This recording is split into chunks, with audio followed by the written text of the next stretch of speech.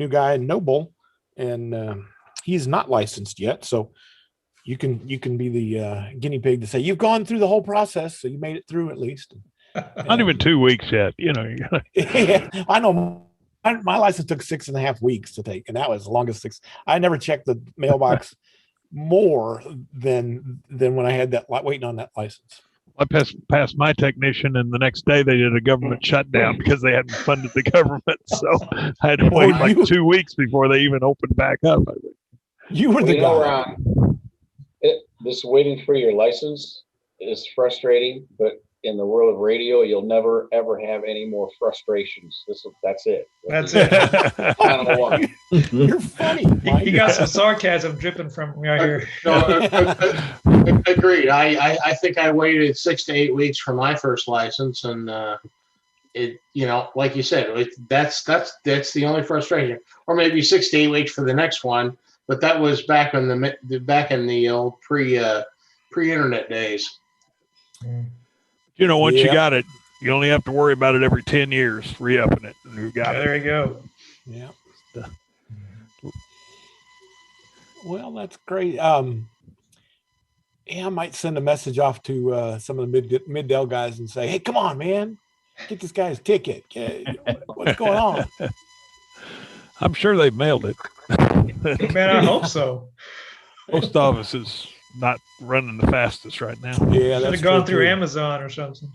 I hadn't thought about the post office goofing us all up, but yeah, that's the tough thing. But oh well, they've gotten better. I was looking at some stuff that I shipped. Careful. Yeah, I know. And I haven't been drinking yet tonight, but that's the problem. Yeah, it started out. They were 2-day priority mail was taking 6-7 days. Now it's only taking about 4 or 5 days. So kind of depends on where it's going, but they're getting caught up. Well, I hadn't seen the mailman. Last time I saw him was last Thursday, and then he come by today, and I said, "Gosh, you look familiar." He stopped and handed me the mail. Drove up and I walked out in the driveway there, and he handed me the mail, and I said, "Gee, you look familiar." And he said, "Yeah, I hadn't been around much." He said they're shorthanded, and they got some vehicles not working, and they got one route that they don't even have a guy for, so he's having to do 2 different routes. So I was lucky to see him today, I guess. Yep. Quite honestly, I'd vote that we just get mail every other day. I'm good with that. Just show up, give me the odds, give me Monday, Tuesday, Wednesday, and give somebody else Tuesday, Thursday, Friday, or whatever it is, Tuesday, Thursday, Saturday, and cut the amount of stuff in half.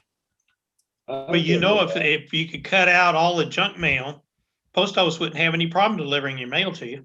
Yeah, they're ones that pays the bills though. Yeah, they'd starve to death if it wasn't for all that. Yep. Especially with this election. Oof. Oh yeah, that's over. I don't know if y'all remember, there was a while they were talking about cutting it down to 3 days a week, and then Amazon said, "Oh, hey, we're going to sign on with the Postal Service," and now we're getting deliveries on Sunday. Yeah. Yeah. Yep. Well, they're paying better. Well, Amazon delivers every which way. They've got their trucks. I get them. Right. But UPS, for a while, they were using till they got that built up. They were using the Postal Service. And they still are. They still do. Yeah, they still do on Sundays. Well, yeah, I got. Well, we buy a lot. We buy almost as much as we can online. Part of it's COVID, part of it's lazy. When I go to the grocery store, we are very fortunate here to have Kroger here. So who of you know who Kroger is and know how nice Kroger is? We pull up in the Kroger parking lot. They pull it. They bring it up to the truck and they put it in. So there you go. We got Lance joined us too. K9LES. That's and probably from the 9 land. Like Don is. Where you from, Lance? I'm in Norman, and actually, I just turned in my membership this weekend, but I got my vanity this morning at 5:40, so I'll have to figure out how to change that now. Oh, just send another message to the treasurer. Congratulations. Oh, you're what was somebody said? You said so you're going to change your vanity. I can't remember what your old call sign was. My old call sign was KI5 NAZ. Yep. Well, good. Congratulations. Yeah, you just send an email to the treasurer at w5nor.org and just tell them what you got, and Hank will figure it all out. So is the canine significant? You like dogs? Is that? So we're with the Canines Search Oklahoma. That's actually what got us into the ham radio. We use the ham radios, the GPS signals, and all that stuff to keep track of where the handlers and stuff are. Cool. I remember this now. Yeah, Ron, he tested with us Thursday night. He's got his call sign and he's got a new vanity call sign. That's since Thursday. disgusting, man. Just keep rubbing that in. Actually, it was my wife tested with you guys. That's right. That's right. I already had mine. That's I right. got mine in Midwest City, I don't know, about a month ago, but I just got the vanity sign this morning. Wait. Did you go on the 30th? Were you on January 30th? Were you with Ron? You do Del City or did you do Ocapa? I did it at Rose State. Okay, that was Okay, Ocapa. that's Okay. Yeah. Yeah. Those guys drink less, so they probably send it in first class mail instead of. You don't know them well enough. Yeah, they were sending them in as we were sitting there. Yeah. Well, welcome and glad to hear it. Yeah. I remember your story from Thursday night. That's very good. Very good. Thanks. Very good. Well, I see Carl's trying to dissuade me from getting a hex beam again. Well, that doesn't look like around here. No. Doesn't I look think like I've there's seen an that ice kit picture on it. before. There's Ed. That doesn't look like your hex beam, does it, Ed? That is not my hex beam, but my hex beam looked identical to that. And after the ice melted off of it, it went right back up to in perfect shape. And the same thing that that hex beam, it did exactly the same thing. It once the ice was off of it, it went back up into perfect shape according to the guy that owns it. Indestructible. I've It's a heard they're good. KIO. And Ed, Ed, you're just you're talking. muted. That's the best thing. We need to keep that button on Ed for a long time. Oh, how's that? Any better? There it is. Darn, I said mine went through the ice storm in October, the ice and snow in whatever month that was. It's hard to keep track because the OG&E and your postal assumption schedule is about the same for me. But it's held up well. It hasn't deformed, changed, moved. One windstorm, it actually did move about 15 degrees, which that's not bad since we don't have it secured. So I just rolled it back around. Well, yeah, I've It's heard held they're up fine. really It does have good. the in ice wind. kit on it though. Yours does, doesn't it? Yeah, mine's got the ice kit. Yeah, So the you one on get- the picture doesn't. Yeah, you get 6 more lines to help support that weight. I'll be getting that. Yep, that's what he said. That's right. Ed has I think the same thing you're looking for. Like, I guess you're not looking for the 17 meter version, right, Mike? I'm going to forego the 12 and 17 bands. Yep. And he got it set up. Ed, can you get 2 meter? Do you have the 6 meter band on it? Can you get I've got 2 meters with it? 6, 10, 12, 15, 17, and 20. I've heard tell that you can talk on 2 meters and 7 centimeters with that one as well. Oh, I have not tried. Okay. Carl, Yes. have you tried talking on 2 meters with your 6 meter band? Yes. but it was when I first set up the antenna, and I haven't used it on 2 meters since because you have all my 2 meter radios are hooked up to another antenna. Okay, but it did work. It did work. Bonus. And it was below 3 to 1 standing wave ratio, but I don't remember now the particulars. Yeah. You know, it would be fun if this IC 7300 could have a VHF add-on kit. Yeah, kind of like a 9700. Yeah, there you go. It does. Well said, Carl. Yeah, one thing that I did remember, the whenever I tested it, the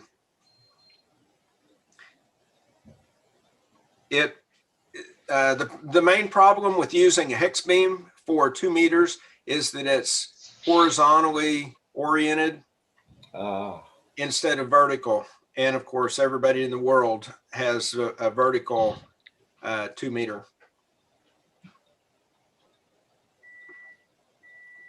It's good for sideband, but Yeah, single sideband, but yeah, another for the reason for me to normal go buy a 9700. Yep, like you need one.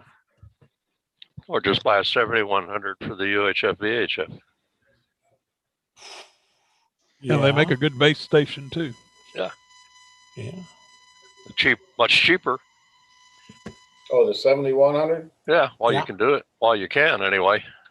I have one. Hey, I can use some help here. It's got the touch screen is cracked on it. Still works, but is that something? How do I get that fixed? Do I have to send that in? Do I call somebody or what? ICOM? What are we talking about? My touch screen on my ICOM 7100. Oh, who's the guy that fixes Wayne's the guy that has that number, the guy that fixes radios in the Washington State area. Had to send any of my ICOMs in, but I was reading just the other day that if it's out of warranty, that they recommended not to send it back to ICOM because there's a lot of it's really slow right now, the shipping, and that there's some place in the Northwest. Yeah, there's some guy up in Washington or something. Yeah, that's the one that Wayne was talking about. Yeah.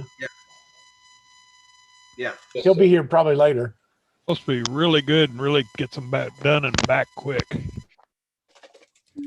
Yep. Okay. Maybe I'll try it myself.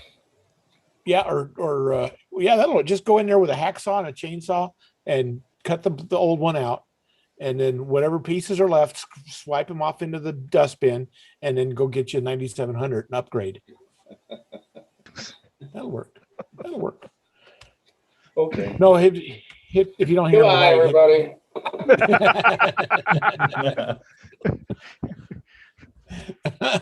Ran him off. Yeah, we're gonna hear a chainsaw in the background here in a minute. Yeah. Oh, there's Dion. There's the other. Good evening, guy. Hey, give me. Hi there. And we got two others from our test session that's sitting there on the screen too. That Jonathan and Mike just showed up. Hi, Jonathan. Hi, Mike. Hey guys. Well, good to see all these new faces, and then there's Peter Core. Have you used your new privileges, Mike? I have not. I need to get a antenna set up. So until I get that done, I'm still using just the VHF and UHF. You weren't out on the roof today doing that? What's wrong with you?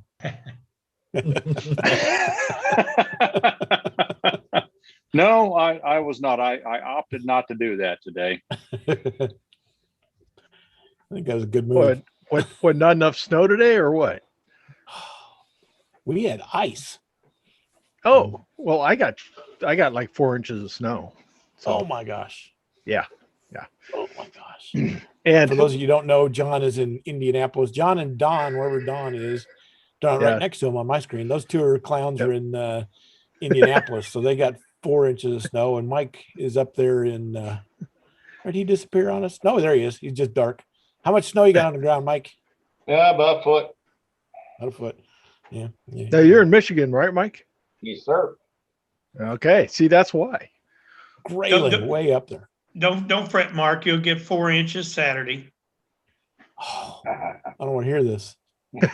Mike, you should show everybody else where you are in Michigan, how you showed me. Yep. That's a good Michigander. Now see, me being from Ohio, I knew exactly where that was, but Michigan and Wisconsin do the same thing. Where are you at? Oh, I'm from here. Okay. That's the way we did things. Well, good. Good. Mike, we don't want you to feel left out way up there. Our temperatures here are reflective of what you're getting now. This later this week, we're going to have night lows in the minus temperatures. So, Not wind chills. no, actual lows. We're supposed to get into below zero. Yes. Hello. Yeah. No. Maybe. Yeah, Thursday, Friday, Saturday, and Sunday are going to be below zero for lows. That sucks. So, see, we didn't want Mike to feel Pass. left out. Totally pass Yeah. on that. Totally pass on that. Yikes. Y'all can keep that. Now we're going to give it back to you after a week of this. He probably will, but I still don't want it. Now, you know what you can do? Do this for me. Push it into South Texas for me. It's 'Cause going I that got a- way. I got a friend down there that hates the cold. He spent 2 years in Fort Drum, New York, Okay. and he hates the cold. So yeah, we'll just push it on down there and well, and give him crap. I can understand anyone that spent any time in Fort Drum, New York. I spent about 2 weeks there. Hey, John. Yeah. I've talked to a guy today on Echolink. He was in Yeah. Fort Worth, Yeah. and he said something's wrong. He said my temperature's 12, and he said, "Did the world come to an end and I didn't know about it?" Yes, he said hell it's froze never. over. Yeah. He says it's not supposed to be that cold here. That's why I moved here. Just your part. And you said to him, "It's not minus 12. Get over it." Yeah. Yeah, I told him, I said, hang on. You're going to get colder than that before it's over. Yeah. I mean, and like in Northeast Ohio or even in Indy, minus 12 is not the end of the world. I mean, typical minus 15 in Northeast Ohio and at least once in somewhere in the year. Ugh. Yeah, I don't need that. Yeah, I spent a few winters up in North Dakota, and it was On purpose? yeah. Well, I got stationed up there, so I had no choice. Find it, North Dakota, by any chance? No, Grand Forks. Oh, okay. A little Yeah, bit better. That's not on But purpose. Brown, then. they paid you, right? That right there. Yeah, you win. You win the whole cold business now. Thank you very much. I think you did. Doesn't the Arctic Circle dip down in there? Pretty much. In Grand Forks. It comes down there to warm up. I had the joy of being in St. Paul in a minus 40 actual overnight temp. I don't see any below zeros for Oklahoma City in the 7-day, but I see some terribly, terribly cold ones. No. 4 and 5. That's what David Payne's claiming we're going to get some, but I'm going with meteorologists instead. Okay, they're He is a meteorologist. Look at Channel 9. I thought you said David Payne. Yeah, he is a meteorologist. He actually is. He's one of the very few that is. But all right. He has some credentials. Yes, he does. So do I. I'm a storm spotter. 3 Monday nights, what Weather Underground saying. I trust it more. Well, Peter, you're more of a weather guy than most of the rest of us. Since you're on there, what are you seeing for Indy? Oh, hell, I don't know. That's in Indy. Well, I can certainly look myself. That's what's your 3-letter thing? IND? No. IND. I just looked at Weather Underground and they're stating -1 I could look on at that. Saturday and Sunday. So You yeah. guys are making me sad. Quit It's that. warmer up here in I didn't know Piedmont. if you had a secret source there, Peter. Quit that. No. The pages are different at each place. I don't see. No, I can do weather.gov.ind just as well as you can. Yeah. I don't have any secret stuff. I'm just going to the Weather Service site. No, okay. Well, and that's usually my secret too. And people like, Yeah. How do you know this? Like, Right. Weather Service. That Weather Service you pay for. Yeah, I do pay for it. I used to work for it. Yes, you did. You got paid there. I don't know how much work you did. The scary part to me are these highs. No, I'm not. Yeah, 14, that- 12, 13. That's Sunday high of 11. Yeah. And that's Fahrenheit too. So I It's mean, gonna if be it was 12 up here in Celsius, that'd be Piedmont. fine, You know, but- so. Yeah. I'm voting against all this. Yeah, Yeah. I think I am Oh. too. I The election walked was down to today. I went to the poll and voted, and I voted against it today. Oh, good. I was Oh, number geez. I was number 40 in line, or 40 in the door this morning, and I don't think city council turnout's going to be big. I walked into mine at nearly 1 o'clock. They had the sign out for voting and walked in, and all they were having was a Putnam City school board, and I'm Deer Creek, so I didn't even get to vote. I was number 11, Whoa, so they didn't get to count me. whoa. Yep. That's good. Big turnout. That's When good. a Anybody got any dozen radio? Anybody got any radio problems? Radio troubles? Got anything going tonight to this week? We did the hex beam story. And well, I'm not getting anything out of mine because I laid it down, but I'm going to put up a folded dipole in the garage There you go. for the next week and a half or so. I have mine running Whisper right now, or has been all day, doing signal checks. I should go look and see what it's doing. I've been. Where am I? Hey, Reminder, Mark, I assume the fusion repeater is still down. I have not tried heard- it earlier today. I have not heard any resolution to that problem. And I think it's going to be down for a while, is what he was saying. So Okay. they're going to be working on it. They're working on it. They just don't have a good answer for it at this point. Okay. That's a good Fair question. enough. That's Is a there good an question. Echo Link repeater in the local area? yes, Middale City?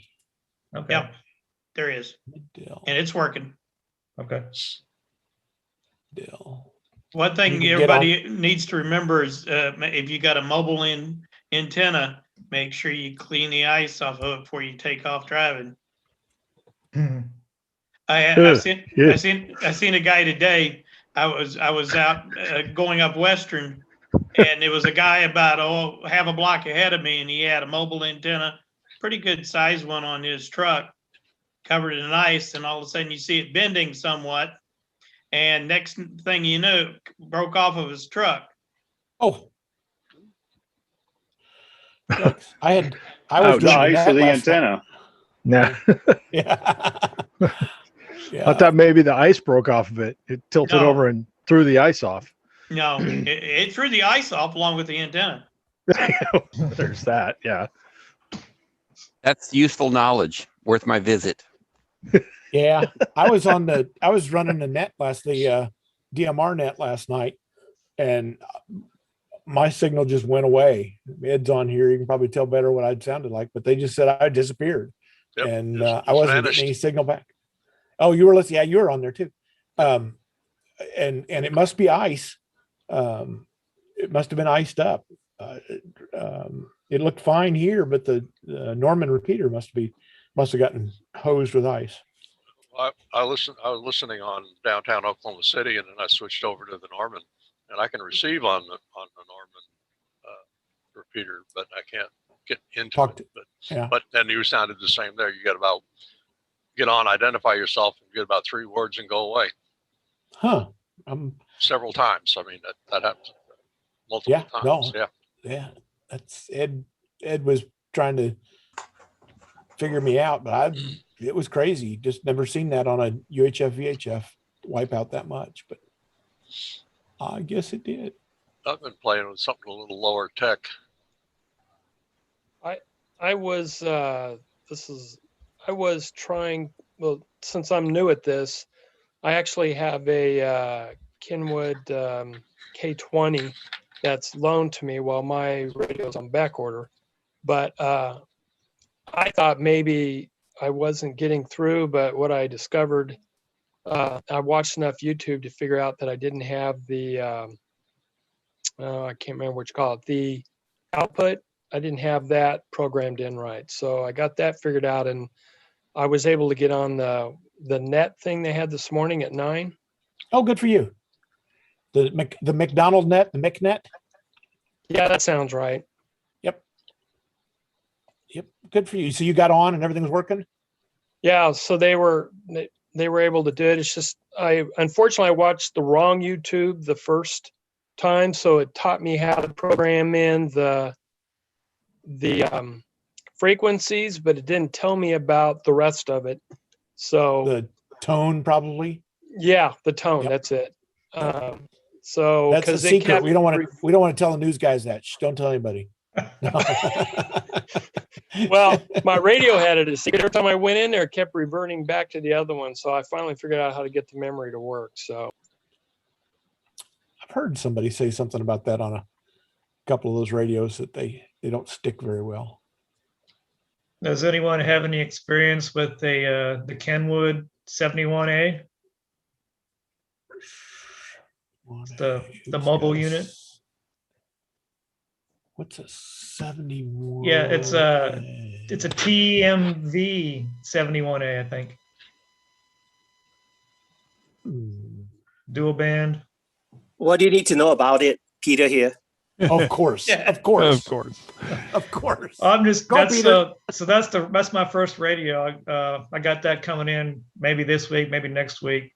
It doesn't matter because I don't have my call sign anyway. But yeah, that's my first radio. So I was wondering if there was any quirks or whatnot I need to look out for. No, nothing. It's pretty straightforward. If you want to play with APRS on it, you can go look up the data cable, and then you can run it. You know, anything from a phone to a PC program. The cross banding on it works great. It's a pretty straightforward rig. Nothing really much. I run one mobile and another one as a base station. And that's my plan too, is to use it as a base station for right now. That should be a good little radio. Yeah, it works great. The hey, that's it. Yeah. Yeah, I'm looking forward to that.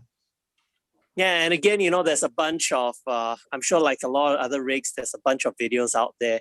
But I like to, because it's basically 2 radios in one, 2 VFOs. So I usually have one set on, you can set it on the scarce repeater, and then the B side, you can have it scan a bunch of other repeaters for activity as well. Okay. And that way you're not missing out on anything. Okay. Oh, okay. Well, I get no, it automatically does it. The only quirk it's not a quirk, but it's if you're doing crossband, it'll automatically put you down to low or medium power, because crossbanding is much harder on the radio. It's going to be transmitting, especially if you have it full crossband, you'll have it transmitting all the time on both sides. So it doesn't want to do that on 50 watts. The only thing I would say, if you're going to play around with the crossband at home, if you're local, I would put it it's in the manual. It's called locked band or single band repeater, and that's probably the best way to get into the local repeater. That means you're going around your property with your little HT, Right. and you're receiving the scarce repeater fine. But when you transmit, what you can set up is what I do is I set it up so that it transmits to the 71, and then the 71 basically, it's like a retransmits that out on at a higher power or at a better signal. But I don't put it up so that it'll retransmit what the scarce repeater is transmitting. Yeah, I'm sorry, getting ahead of it, but no, bottom line is don't do cross banding on a repeater. Sometimes it can be a little funky for other operators that's on a repeater. But that's later on after you've gotten used to the rig itself. Okay. Okay. Duly Yeah, noted. that's it. Yeah. Sorry, making it complicated. No, it's all good. I'm like a sponge, gotta absorb it all. Yeah.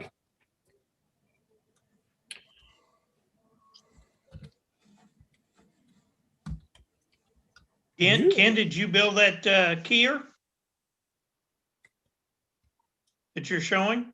Well, I had a couple of these J38s, and I loaned one to Lyndall, and he brought it back, and I got looking at them, and one looked like it had some potential. So I've been out there with a little bit of polishing compound, and all the brass is pretty. Anyway, so I'm kind of thinking that's going to be on my desk. The other one, on the other hand, looks like it's been rode hard and put away wet. Somebody replaced it the wrong spring with it. It's got a single spring, no adjustment on it, and that's another project. But something to do on a nasty day is to polish your brass. Been there, done that. Yeah. Anyway, cool. That's my project. That and trying to figure out how to hook up something besides my loop in the garage. Thought you were going up in the attic. No, I'm not young and spry enough to do that. The attic would be perfect for an inverted V. It would be awesome. I could probably get a 40 in there.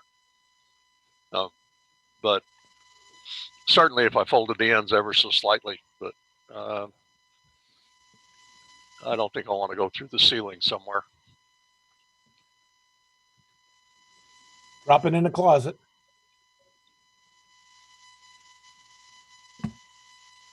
Drop it down through the closet. Yep, could do that.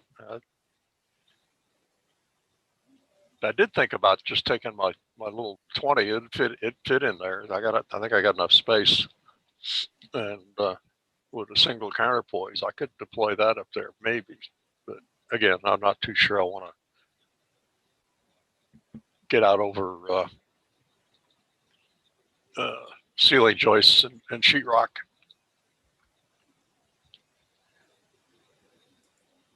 Yeah, I might still think about that, or I might just go out and brave the cold and set that little one up. Yeah, that's probably the easiest way. That would be the easiest by far. Ooh, there's my little 40 meter today. Actually, that's in the last 10 minutes. Yikes, that's been getting around. I'm still trying to get Asia and Australia, or I got Australia, Asia, and I think it's all I'm missing is Asia, India, Asia, somewhere in there. Nothing.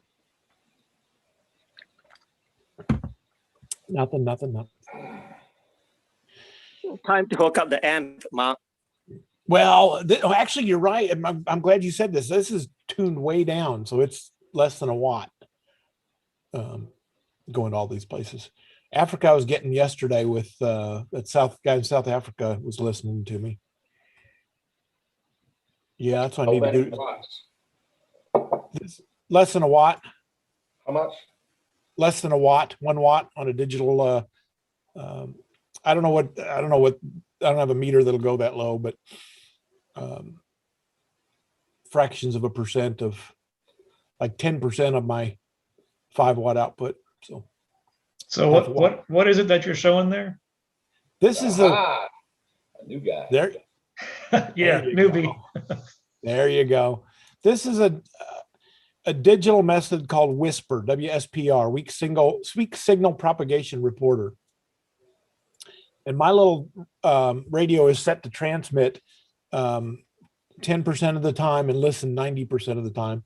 And all the rest of these stations are listening for this same digital signal.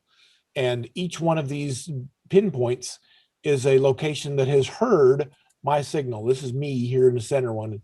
All of these stations have picked me up sometime throughout the last 24 hours. That one in the bottom right down there, the one that was way down there in the bottom. This guy down here. No, keep going. Way down there. Yeah. The red line. Come on. Come on. Get up there. Jeez. There he goes. That's Antarctica. So my little signal putting out a 0.5 watt out of the radio is making it all the way to Antarctica. And then he reports by internet that he's heard this signal. But this is digital, right? This is digital transmission. Yep. Less than a watt. Wow. Less than a watt. Yep. And that's cool, Mark. Yeah, it is. That's just a little antenna. Oh, it's a 40-meter antenna. So it's 66 foot of wire, 33 on each side of the coax, hanging up over the house. It's actually just hanging off the fireplace right now and hanging off down to a fence post. That's where it's at. Tree on one corner of the house and a fence post. So that's that little antenna that's up there doing that stuff. And you can learn a lot about propagation, where your antenna is pointing by doing that kind of stuff. And this is getting a lot of Canada. I don't remember how, let's see, this antenna is mounted north-south. So a dipole tends to go east and west more. I used to think that was pretty impressive, and then to realize there's not all that much stuff up here, not many hams up there running in North and South Dakota. It's too cold. Michigan. Those Michiganders. Yeah. They just keep drinking their brandy and keep going on. But this is a good way to the digital method called Whisper is a good way. It's unattended. It runs and you can see what happens. You can then come through and see what my station heard, and I can see who I heard, and that would get a good idea of two-way stuff. Chicago looks pretty good here. 3 or 4 up there in Chicago area. So what do the different colors represent? In this mode, I think it's the signal strength. That the green is the highest signal strength, so the strongest signal that was heard, and then down to the darker colors, I think is what they're doing with this one. Normally, you can do it another way, which if you're working multiple bands, you can see colors will split out by which band of radio you're using, 20 meters or 40 meters or 80 meters. Mark, is that on 30 or 40? That's 40 meters. That's 40 meters. Should be right there. 7.0386 is what they do on 7. And then the little waterfall display that shows up here, these are signals that I'm hearing that come in, and you can see little peaks on the bottom. Those are signals coming in, and then the computer on the right hand side, the computer program decodes those signals, and every 2 minutes they come up with a cycle. And you'll see this is 82 seconds out of 120. When it gets to 120, more call signs will show up in this little box and show all their goodies. It gives you a signal strength. So this guy, W4WLO, whoever he is hearing me with from 936 miles away. He's hearing me with 11 dB, a very hot signal. Some reason it's going really good in his system. Where's a low one? Here's a guy. Oh, that's funny. Here's W4WLO 10 minutes ago, and it was minus 33 dB. So something in the atmosphere must have changed, because there he's minus 33 dB, and up here he's plus 11 dB. So something changed to give 40 more decibels of power from here to there through the atmosphere. Lots of fun. Lots of fun. Haven't heard Peter UWI's, Peter Laws's voice. Is it still working? Sure. Yeah. What was I supposed to say? I don't know. I just hadn't heard you. I was making sure your voice still worked. Oh yeah, my voice still works. Yeah, for sure. As far as I know. Oh, well, there's Dr. Thomas Hayes sitting there like he's playing a video game. The Dr. Thomas Hayes? It is. Dropping in to say hello. Hello. Hello. Browsing the internet, entertaining myself otherwise. There you go. Thanks for all the help you're doing with the students, Mark. You've really been stepping up and doing great things with them. Oh, good. Thank you very much. He's got I guess it's an aerospace capstone. Is that what you call that? Yeah, and you're rolling right along and helping us along this year. So thank you. You're very welcome. That's a lot of fun. They're doing a balloon launching project, and man, I saw a big difference between this week and last. I don't know if you noticed. He's grinning. Okay. They started to dig in with some more of the details. Yeah, they can be shy at first, but then once they have some time to poke around the internet themselves and learn about the project, they brighten up. Yeah, the first week it was kind of, I just said, I'm an amateur radio operator. I've been doing this 35 years. They're going to do a balloon project. I said, what do you have for questions? And they kept me busy the first 45 minutes 2 weeks ago. And this week, man, I showed up and they were asking questions just hand over fist. And I tried this. I thought about this. I want to do this. They're wanting to build their own computer / radio / GPS unit to put in a balloon. And I don't know if that's a good idea. Oh, they approached me about that idea a couple of times and I advised them not to, but it's interesting they're still asking you about it. I know. I keep telling them, I said, this is an aerospace class, right? Yeah. I said, I'd make sure the balloon didn't screw up before I worried about an electrical engineering problem. Yeah, one thing that's nice about being a student is sometimes they don't yet quite know what they don't know about radios. It might take them a little while to fill in all the blanks, and then they'll just say, oh. So this is why these take years to develop. I've done this 35 years and I don't know what I don't know about radios. Yeah. No, a bunch of good kids. They're looking to go put some balloons in the air and talk back on Whisper, the same thing we were just talking about. Yeah. And see if we can get a balloon up and running. I think if they can improve or at least test some novel little solar setups for it, I think that'd be a good contribution for them towards all the balloon projects. So I think you're right that Tom's might have a little bit of room for improvement, potentially. I don't know. Yeah. He's got really fragile solar cells, and he keeps talking about breaking them on the bench, and then he's surprised when the system just goes away at 40,000 feet. And one good bump on those on the bench will break them in pieces. And I don't know why he doesn't think that happens at 40,000 feet, but I don't know. And then what's the other capstone? Is that a rocket one?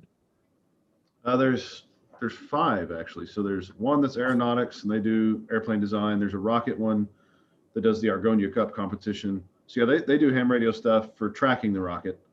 Right. There's of course the balloon project. There's a quadcopter project, which isn't really ham radio related. And then lastly, there's a VTOL UAV project for the weather school. They want to take off vertically, fly around, gather data, and then land. Really? Yeah. So get some transitional lift on a drone? Is that what you're? Yeah. So I mean, there's actually quite a large number of drones that can do that now through the autopilot called the Pixhawk.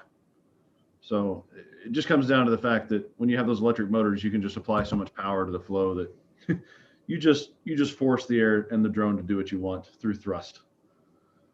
And then worry about elegantly flying once everything's up to speed. Oh, so you just tip over and lose a little altitude. And Now the motors actually are on hit servos, so they can start vertical and get the vertical lift, and then whenever you want to transition, they just go whoop, and your airplane takes off forward. Oh, so it's a pretty quick transition. Yeah. In fact, here, let me find some YouTube videos of comparable airplanes. They're pretty fun to watch. Is that kind of like an Osprey? Yeah. Most of them still either use a third or a fourth motor as well. Doing just 2 rotors on a fixed pitch prop is harder to control. It's possible, some people do it, but it's more challenging. And the Osprey still has individual blade control, so it's pretty complex. But yeah, I'll throw up transition's a bitch though. It is. So that's why you just say like, we're going to fall about 50 feet in transition. We have some margin left. It might not hit the ground. This time. Yeah. They always used to say trading altitude for airspeed, and yeah, this is just trading time for acceleration. So this is a cool one, I think. Oh, yeah, man, I'd like to have been that first test pilot on an Osprey. You want me to do what? They lost a bunch of guys in testing, and I think they still lost guys after it was put in service. Yeah, they're still losing people in those things. Really? Very contentious development. Yeah. It was extremely expensive too. Yeah, I mean, it's a great idea, and I'm sure someday they'll get the thing under control, but man, it more or less works now. They've poured enough money into the program that I think I'm sure it's still risky. Things happen, accidents happen as do. Anytime you lift a thing off the ground that's heavier than air, it's a problem. And the more moving parts you have, the more opportunity for things to go wrong.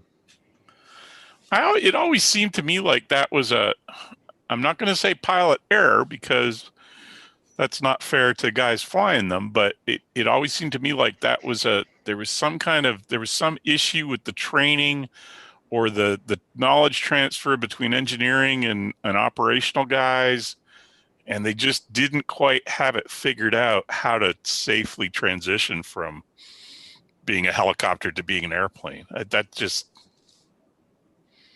I don't know. I don't know. I'm not a pilot. I don't know. Yeah, I just want to be the guy up there and say, okay, push this stick forward, and it's going to shift the entire wings 90 degrees. And the motors. Right. Totally and the propellers, everything. Have you seen the Ospreys folded on a carrier deck? Yeah. I've seen that. It's not bad enough that it's a magic helicopter, but it also folds down into George Jetson's briefcase. It's packed them pretty heavily. Yeah. Every time you add a joint in a piece of structure, it increases its weight. Yeah. And how many joints are in that thing? Oh my gosh. I don't know. Is it the Californian version or the Texas version? Okay. I tried to throw a joke in there. All right. It worked. No, I totally got it. Because something I lived by the plant where they used to make those things. Oh yeah. And then I went and worked at another place over by where they made them in Texas. So it was kind of funny watching them test those things out. Yeah, I don't see they're how. They're impressive airplanes. The fact they can carry so much payload and go pretty fast, but yeah, the development was contentious. Oh yeah. Just looking at the web page, what do you call it? Wikipedia. First flight was 89, and it wasn't commissioned until 07. Holy cow! Moly. Yeah. Can you solve problems? Yeah. There's your problem. Yeah. What is the development cost? Oh, I don't know that it says here. A lot more than they planned. Oh, I'm sure. I bet there's a lot of $600 everything is hammers. right. I mean, A lot of $600 hammers in that one. Well, yeah. So I don't know if this is appropriate in this conversation, but one of the many teleconferences I was in today, we were talking about internships up at Tinker for the maintenance community. If you want to let your engineers know, they're getting ready to do that. Oh, great. The maintenance of the Osprey? It's at Tinker Air Force Base. Yeah. I work for the maintenance community, so it'd be the engineering that supports the maintenance. We also have a React team, which is does 3D printing and stuff like that as well. So, yeah, where do I find the posting about the internships to pass on to students? Because I know they're looking. I'll tell you what. I'll send an email to Mike because I think I got his from Facebook, and but first I have to find out who it is. I know who the people are, but I don't know the link. But I'll find it out for you in the morning, and then get it sent to Mike. I've got at least one student I know that works in maintenance up there at Tinker, and he's getting his engineering degree little by little. Works real hard. Okay. Yeah, I'll get it sent to Mike, and he can pass it on to you. Cool. Thank you. Yep, my email's on the screen, so you can grab it off there if you want to send it there. That would work too. That'll work. That will work. Well, that's kind of neat if they've got real world internship stuff there. That's a good deal. I know Tinker's. I know the Air Force is really looking for those guys. Just trying to find a bunch of those people to work on those aircraft of all types. Yeah, we were actually, it was, so I don't know if you know how we're divided up, but I work for the commodities divisions and then the aircraft division and the engines divisions. They were all on that call. So.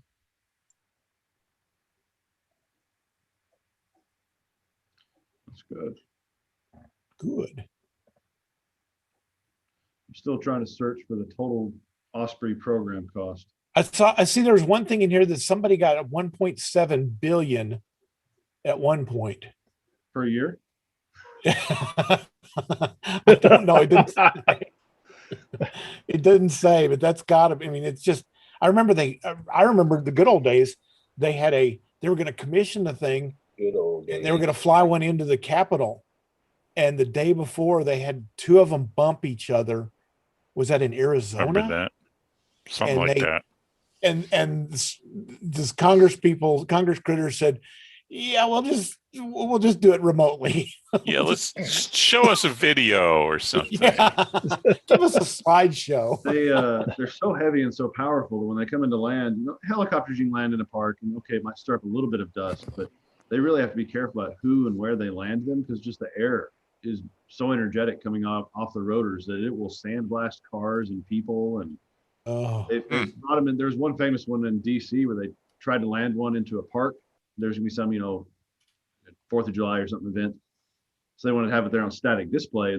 But when it landed, it like blew all of the preparations away.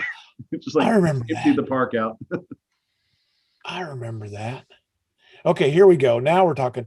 Budget was first set at 2.5 billion in 86, increasing to projected 30 billion in 88.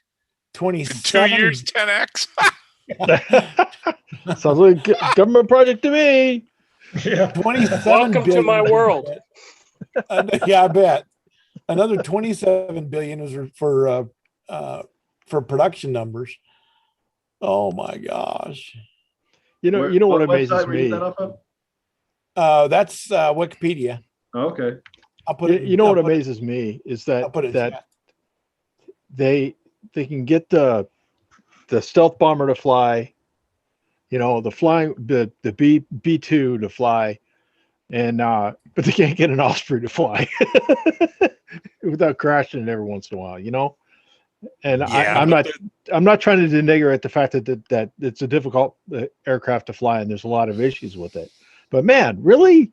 I mean, yeah, but that's I'm no aerospace guy, but flying wings go back a long time. Yeah, but they know how to make them. There's just not a lot of use for them. But Had them in World War II, didn't they? oh, I don't know Yeah, about but if go they that they were far back, crashing do they? all the time because they couldn't. Right thereafter. They didn't have the they couldn't have the minute controls that they needed to keep it steady and level. And now that they have computer control, now they're able to do that. So I'm just wondering why that technology hasn't moved over to the Osprey at this It's point. too old. It was designed in the 80s. Okay. They do have controls. This looks all like a over the dumb Osprey, idea. automatic control systems and everything, but it's usually mechanical failure. They'll get them hydraulic failure, mechanical failure, system failure. My professor I learned from up at Oklahoma State, he would ask us, like, you know what the difference between helicopters and airplanes is? Airplanes fly gracefully through the sky. Helicopters beat the air into submission.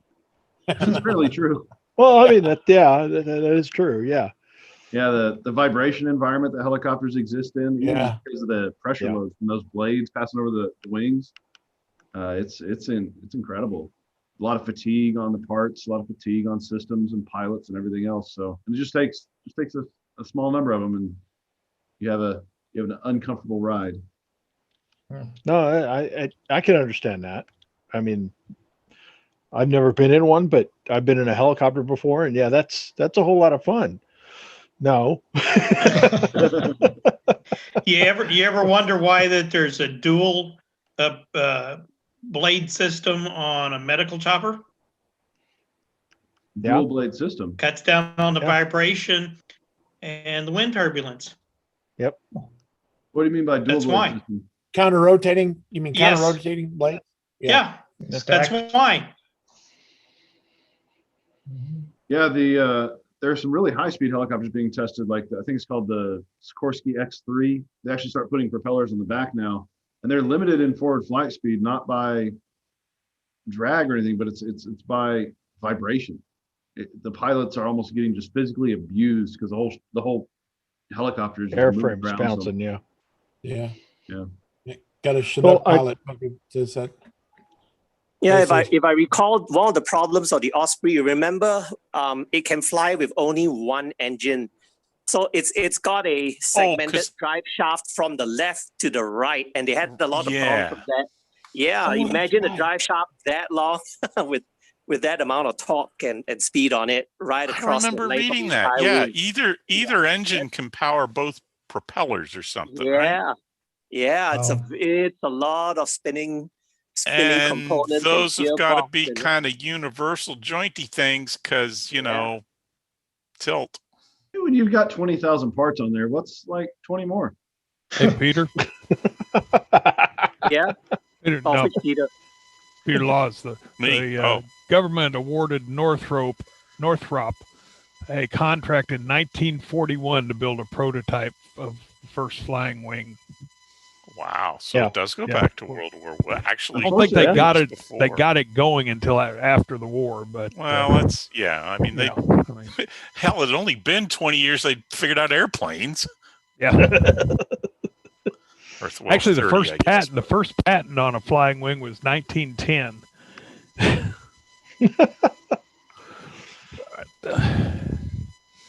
Good old Wikipedia. Trying to make it look like more like a bird than it was than it could. Is that it?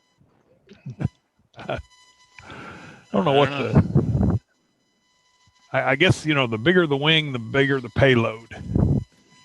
And so if you can make a huge wing, you should be able to carry a lot more in theory. I don't know. Really long range. The N9M was one of the first ones. It's a very yellow airplane. Unfortunately, it crashed in California, I think, last year or the year before. But I'm probably off by about a year because 2020 hardly existed. So, but it recently had a problem in flight, and they lost that airplane. So it was a shame because it's not really replaceable. Well, when was it? Was it early 2020 or was it late 2019 that they lost one in Hawaii? And they tried to blame it on the Pilot Air, but because there was a mechanical failure on it, and that's why it nosed in and crashed. What airplane was it? It was an Osprey. Oh, really? Yeah, they're doing a training exercise over there. They were trying to blame it on dust ingestion and limited visibility from the pilot, but it's like, really? I guess there was some other mitigating factors. 2015. Was it 2015? Oahu. Yeah, there's a listing in Wikipedia of all the crashes. Okay, 2015. All right. Wow.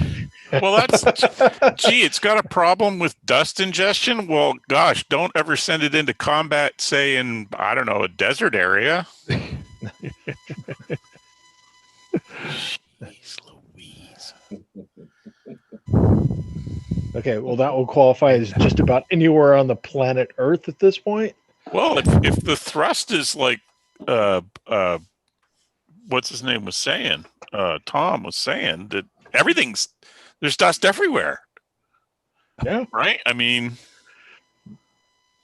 wow. Well, Great. it's Mark's picture here. They're out over the ocean. There's probably not much dust out there. It's just water spray now that's going to come up and water spray. Suck up and yeah. Yeah. Well, hey, gentlemen, I hate to bust up the party, but I got to log off of here. But I appreciate y'all letting me jump in. Well, anytime. Here every week. Yeah, we're here. Yeah. Come visit. Be All safe. Thanks We're a lot. here every week, and clearly we have nothing better to do. So Me neither, apparently. And someday maybe we'll actually be able to get together that'd be neat. together again. You know. Looking forward to it. All right. Peace. Take care.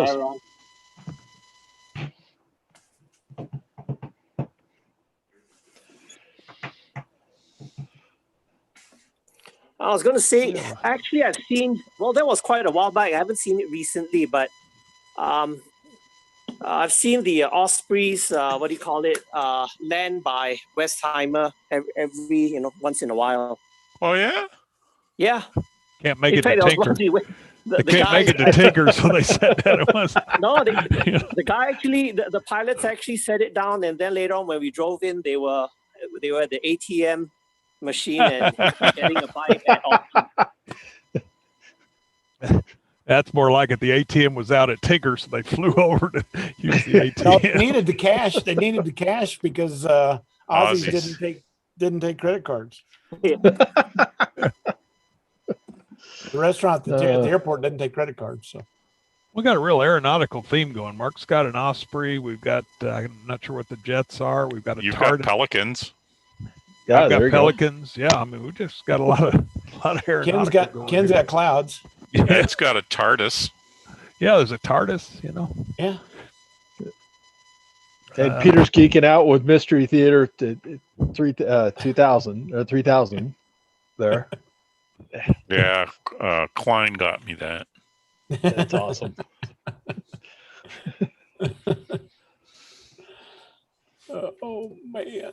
So here's a question for the group. Oh my God. I know. Dangerous. All right.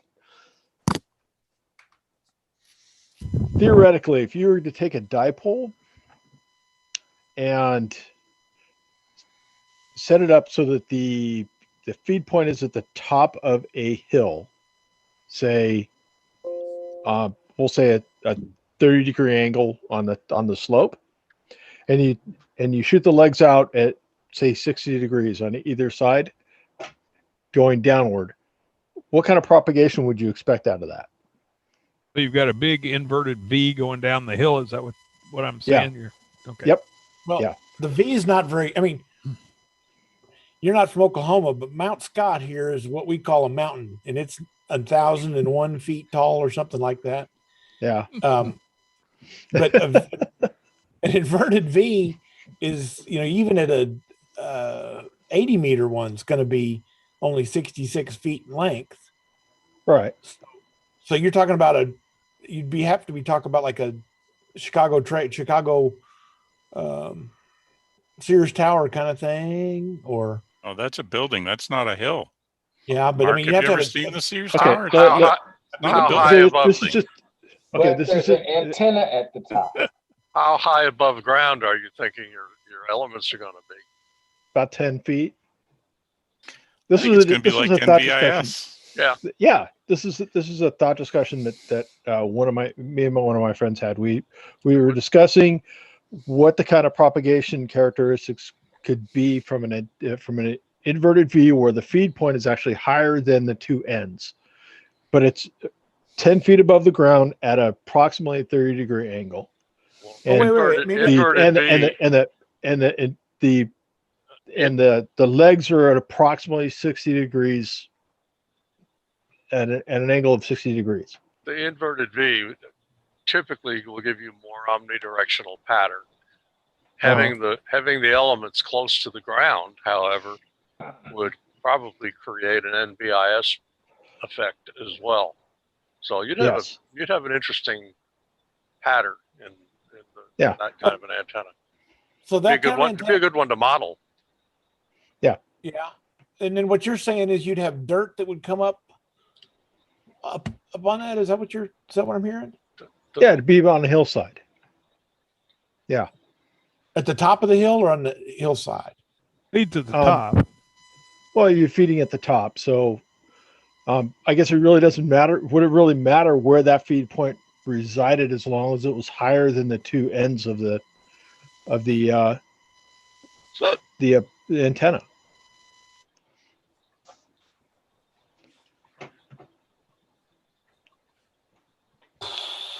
I'm still confused, I think. Okay. All right.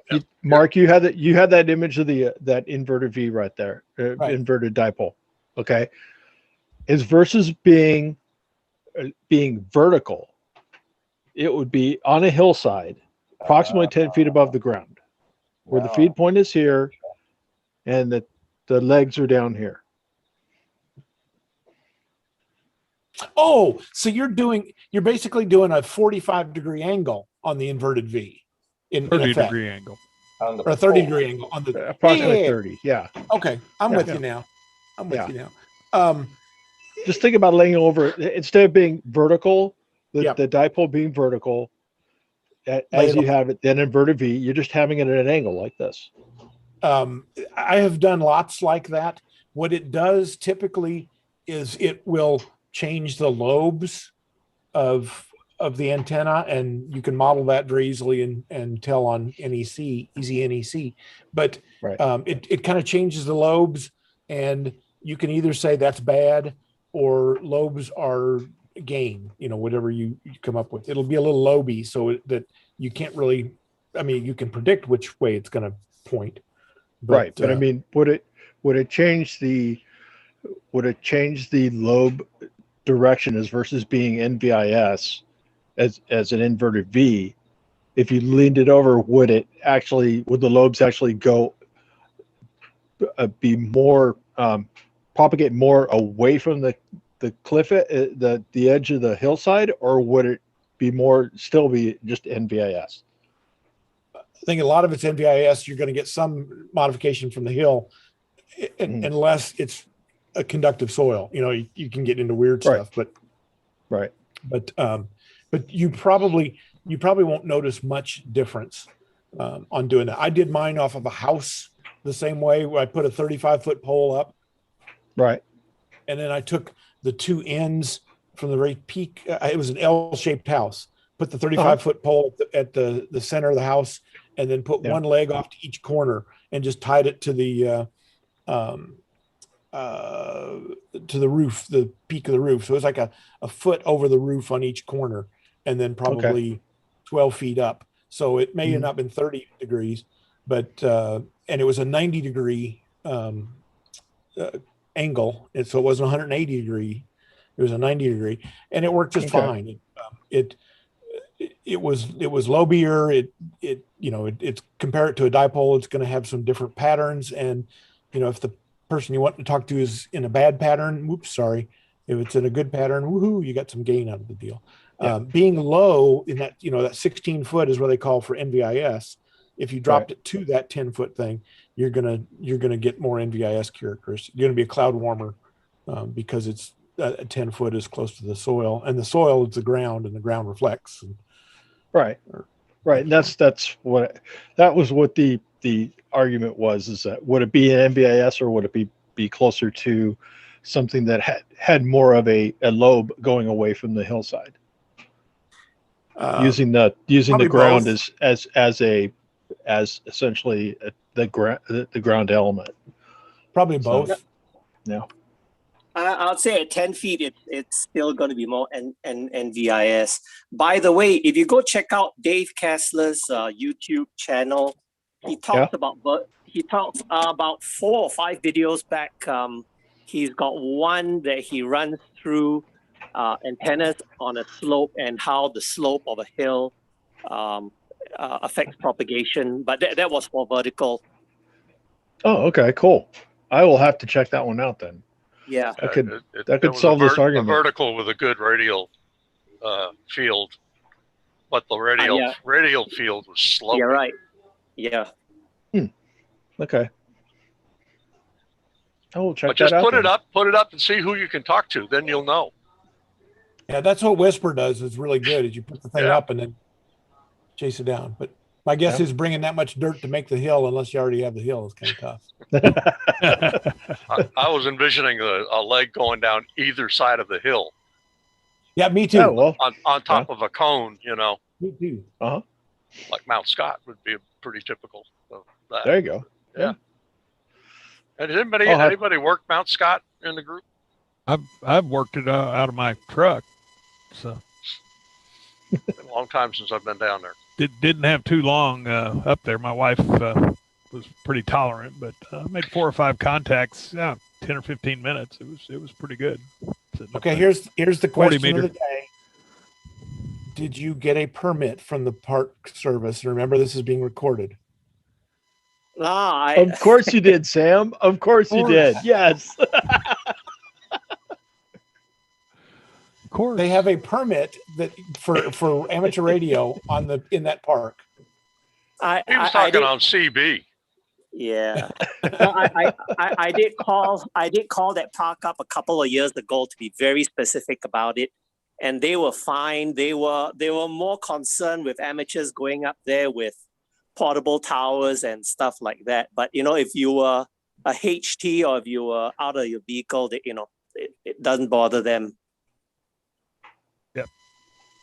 Yeah, actually the office is closed. I don't know who you'd even ask. Yeah, well, again, this was like 4 years ago, so I think it still holds. There's also a nice little hilltop in eastern Oklahoma, right near the Arkansas line, that they bill as the smallest mountain in the world. It's supposed to be like 1 foot more than a mountain. Kavanaugh. Okay. Kavanaugh Hill. Yeah. It's 1 foot short of being officially a mountain. Okay. The tallest hill in the world is what it was. Right. That's what it was. Yeah. Yeah. They're 999. Oh, look at this. The Fort Smith Area Amateur Radio Club has a repeater tower and repeater station on top of it. Well, I'd say it's well used then. And it's got they've got 140-foot tower there at the site. And I have been about 3/4 of the way up that tower looking out there, and it's amazing how far you can see from that point. Well, it's like Piedmont, Pied a foot. We're a foot higher. We got a great view. There you go. But yeah, Kavanaugh's got several towers up there. Here's something from the ARRL's page 2015 that they got a letter from the Wichita Mountains Wildlife Reserve that says they have relaxed that requirement. Look at that. Yeah. Really? So we don't have to have permit? Larger scale radio operations that involve antennas and on equipment set. Oh, what horse hockey? And of course, you're going to set up an antenna outside your vehicle. And groups, you have to have a permit. So if you're going to just go out there and key in your radio, you don't have to have one. But yeah, that's when you're going up there to set up an antenna. Come on, people. We're going to set up John's I'll just say, radio. having been up there a couple times in the last year, it's pretty crowded up there, and I mean, parking's limited. It's not a very big area up there, so I can see why they wouldn't want you. You have to do it on an off day. So yeah. So is this unique to them, or is that every park? Because I mean, when we do our canine training, I mean, we set up, or I don't, but they set up a pole, and then the rest of us, that's how they reach us. So now you got me wondering. I think it's just this park. I think it's just because Okay. of what Ken just said, is that it has such a small area and parking problems, and they don't want to have people up there building a huge setup and camping out, which we tend to do. So we've worked in parks forever, and this is the only one I've known of that has had a requirement for it. But like if you wanted to go up there and do field day, you need to do a permit. Ken can take one of his tripods and set up in the back of a pickup truck, in the bed of a pickup truck, and you'd have a nice little portable setup within the vehicle. You could. That would work. And they have the bumper mount, poles that you just stick it on the back of that. All kinds of little ways to have it be part of your vehicle. You still have to deal with some kind of counterpoise, but you could probably ground plane the vehicle. Make it the ground plane, and then you'd probably be able to still get out. But still be fun. Oh yeah. I got a brother-in-law down on Texoma. I still want to go down and work off that salty water, and see how that works. This summer, I think we'll get down there. Yeah, here in the ARRL, it says, this is back 2007 actually, but it's in QRZ. It says there aren't any rules about operating amateur radio equipment in national parks. There are rules apply to antennas, wires, generators, fires, and so forth. Yeah. So this that makes sense. A mobile mount. This is a mobile mount that somebody can make. It's not the only one. I've gone through several, talking on my on something or another. My truck is fully equipped. Neat thing is, Mount Scott, you can. I talked to Carl a couple of months back. You can work back to the SCARS repeater with a HT. Really? Quite easily. Yeah. Yeah. I have to try that the next time. Mark, that's a neat mount. That is a neat mount. That's my truck. We know the guy who did that. Yeah. Hold on, is Thomas Hayes still here? Where's his? We need a picture of his modified bicycle holder. Oh yeah. Antenna mount that goes on a trailer hitch. Just FYI, if anybody'd like to do something like this, I mean, I built this from scratch, and I had several criteria. I didn't want to block the gas cap, obviously, and I didn't want to block the tail light from either side, and either the front or the side, or any of the turn signals or anything like that. So finding the right angle for that pipe coming out of there was actually one of the more tricky. It's kind of a trial and error thing till I got it right where I wanted it.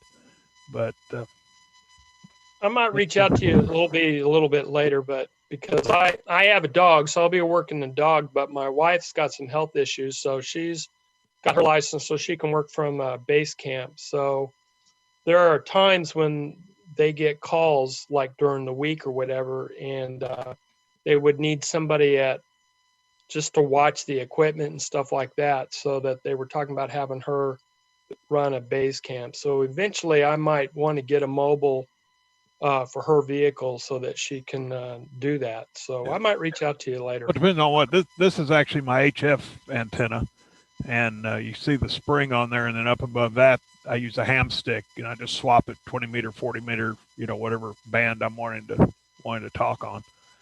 And, hey Mark, can you post that photo somewhere? Yeah, I'll just stick it in the chat. Let's see. Okay. Copy. Hey, Sam, I forgot, how do you get it mounted? It's mounted to the truck frame, right, on the bottom? It goes, there's a trailer hitch back there that has a round tube. And that pipe goes into, and then drilled it and tapped it from two sides and put screws in and bring that pipe out, and then welded the square. The square part that comes up is welded on, and and then the bracket for the antenna just came from CB shop. So pretty easy to come by in the spring. Neat. That looks great.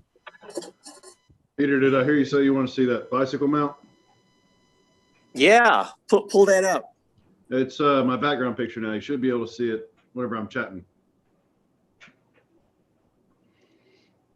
Oh yeah.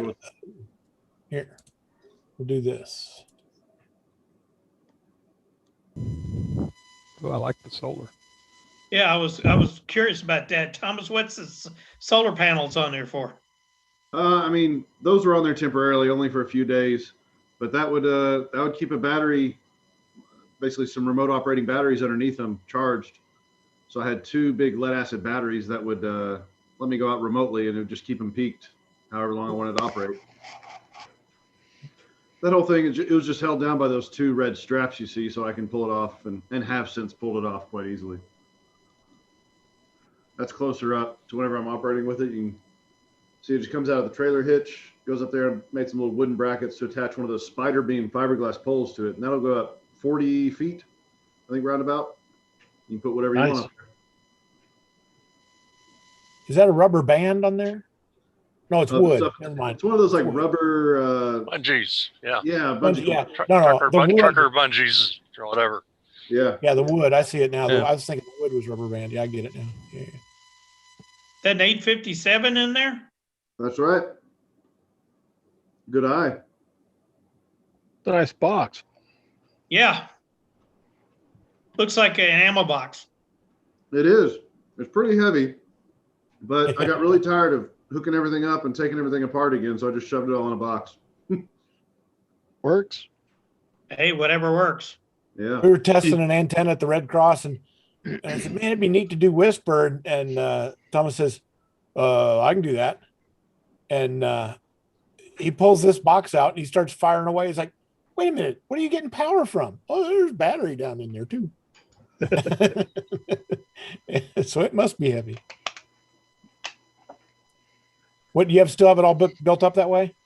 Yeah, that box is pretty unchanged.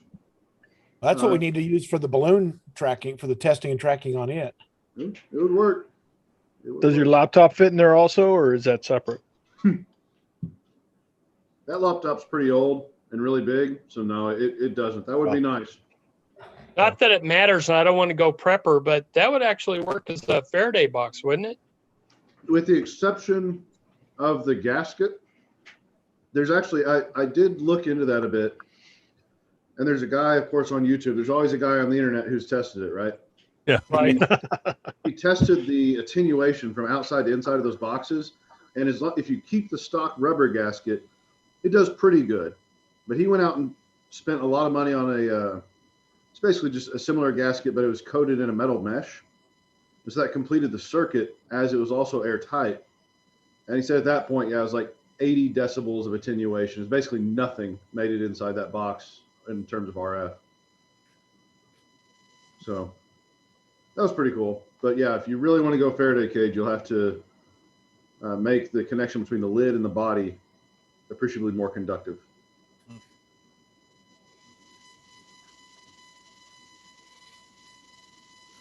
But it's fun. Anyway. Nifty. Yeah. Very cool. That's cool. Yeah. That's cool. That's what I use to go out and do all the parks on the air stuff. What kind of laptop were you using there? I can't make it out. It's a Dell. A cheap used Dell. Yeah, it's ancient. Like all it has to run is FT8, and so it's nothing special. In fact, whenever the one issue I did have operating like this is that whenever I first started doing it, I guess I was getting RF back down the antenna, and the trackpad on the mouse just wouldn't work. I remember that. Yeah.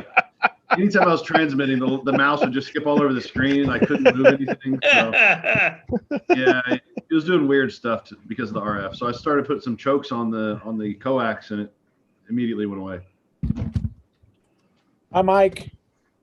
Bye. Bye, Mike. Mike's checking out. Yeah, that little portable rig deal is kind of neat. That's a way to do it. Yeah, those spider beam poles, they're worth the money. They're only like 120 bucks, and I use That was like 44 feet, wasn't it? Yeah, 40 to 42, something like that. I don't know. They rated as 12 meters, whatever a meter is. I don't know. We're Americans. We don't do that. 3 feet and some inches. So yeah, 3 by 12 is 36, and 12 by 3 is another 3. That gives you 40, and then change. 3.28 feet is what it is. Yeah.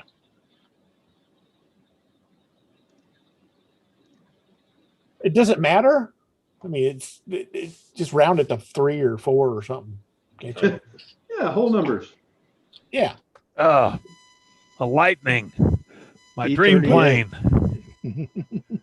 E-38 Lightning. Yeah. Beautiful. One of my favorite planes as a kid.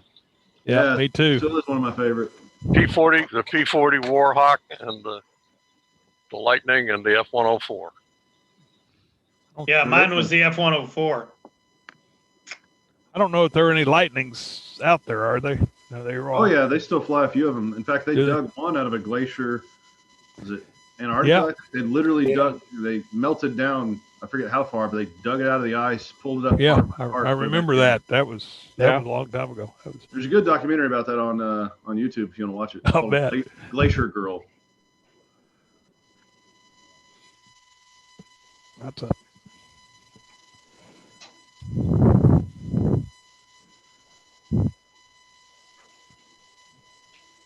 Well, thing doing here. Well, that's pause enough for me. I'll see y'all next week. Mike said he heard my radio up in Michigan. I'm so excited. I heard your whisper, and I'm going to leave mine on, and maybe you'll hear mine. So let me know.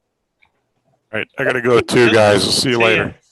Bye. See you later, Peter. Bye, Peter. Bye. Be safe, Mike. Bye, See you later, Peter. I'll take the opportunity to head out too. Nice chatting with everybody. Yep. Take See you care. later. Be safe. We got a club meeting Saturday, so if you need to put that on your day list for Saturday at 9:30.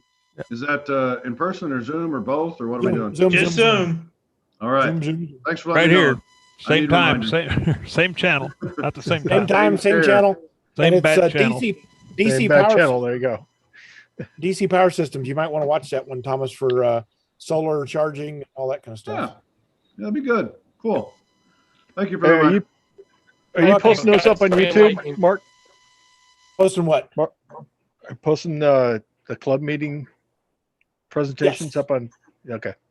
Club meetings are all on YouTube. They're all live, just like you can come here live, or you can go to the club YouTube channel at w5nor.org/YouTube, and that'll pick up all of them. But yeah, we've done that for a couple of years now, and all right, it's amazing how many people. It's in the newsletter too. Yeah, that's right. It's amazing how few people. Says the guy that reads it. The only guy that. I ought to be able to watch that on my VR. I have my check VR mark. hood.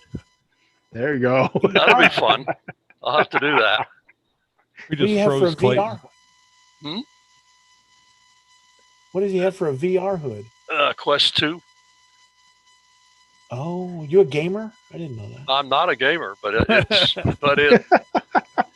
can.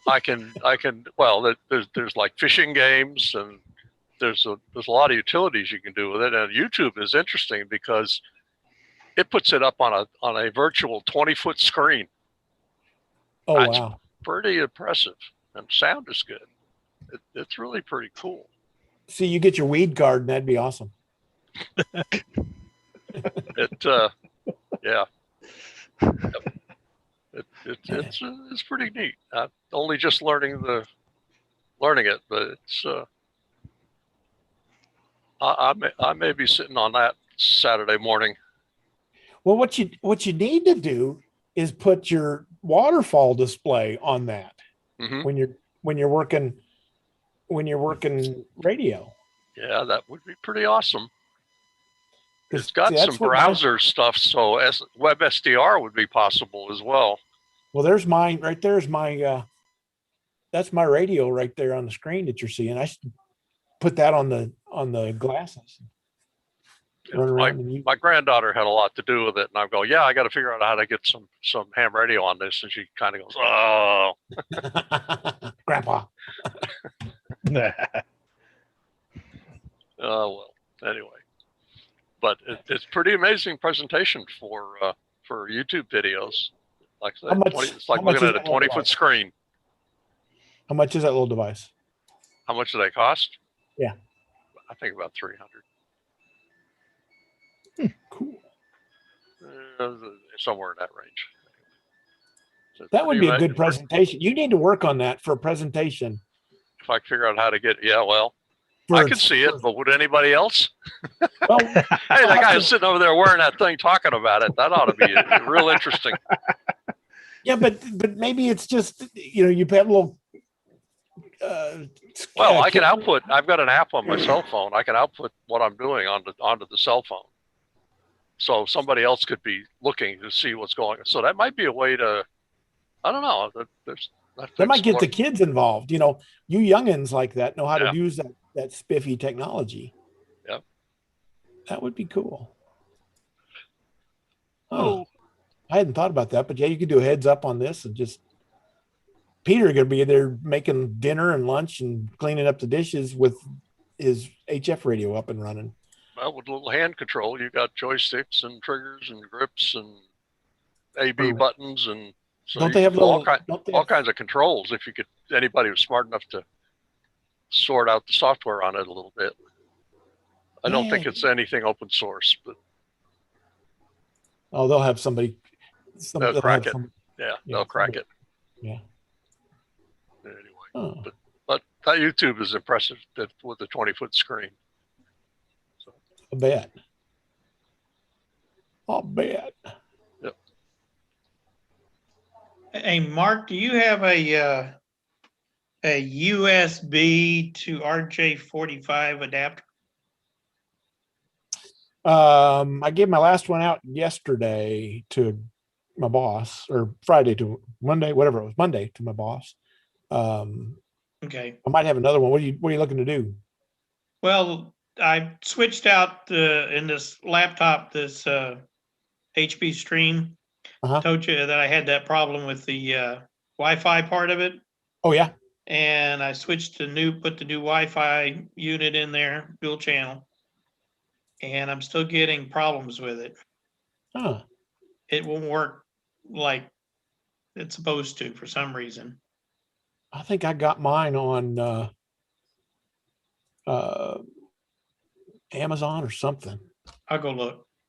Yeah, Amazon or mine had a bunch of, you plugged into YouTube or plugged into USB, and it gave you 2 or 3 USBs, and then a RJ45 off the end of it.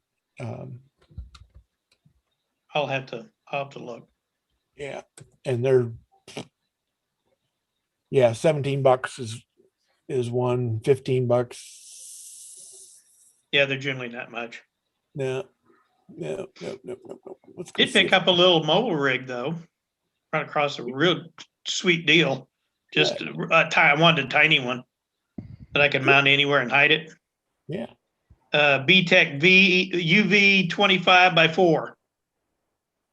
Okay. That's what it's called. B-Tech UV-25x4. What's 25 means watts probably. Mm-hmm. And 4 means 4 bands? Well, actually, it's a tri-band. I'm not sure why they have it 25x4. It's 2 meter, 1.25 and 440. A lot of those have a 4th band for Japan, if I remember right. It may be. It didn't show it on this one, and I got it real cheap. So, and it's real small, but it's ideal to mount just about anywhere you want to mount it in mobile. Kind of got an idea I want to use it for.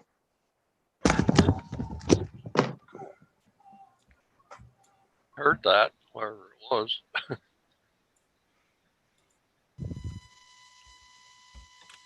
That was Sam's geese or ducks or what flying off in the background. Pelicans flying off in the background. Yeah. I didn't see them today. I think they felt the cold coming and migrated. Be nice. Yeah, they're probably fighting on the way down. Who the hell's idea was it to fly back up here so soon? Yeah. You're fired. Impeach the leader of that flock. No, you're going out front, buddy. Go. There's your little B-Tech. Yeah. Yep. The key. It's almost the size of the microphone. Yeah. Wow. The key here was the size. That's what I was looking for. That's pretty cool. Yeah, it is. It's a neat little rig. How many watts? 25. Hey, Ken, are you still using your Connect systems?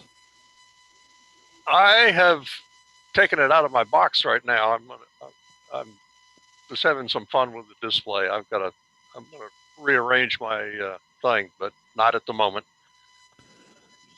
I just wonder if I finally got my BFD mounted, and other than the fact that when I turn on my power supply, the display comes on, not the radio, just the display. It's kind of different, but did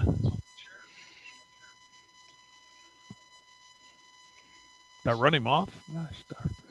I don't know. No. So your display comes on, but it doesn't turn on your radio?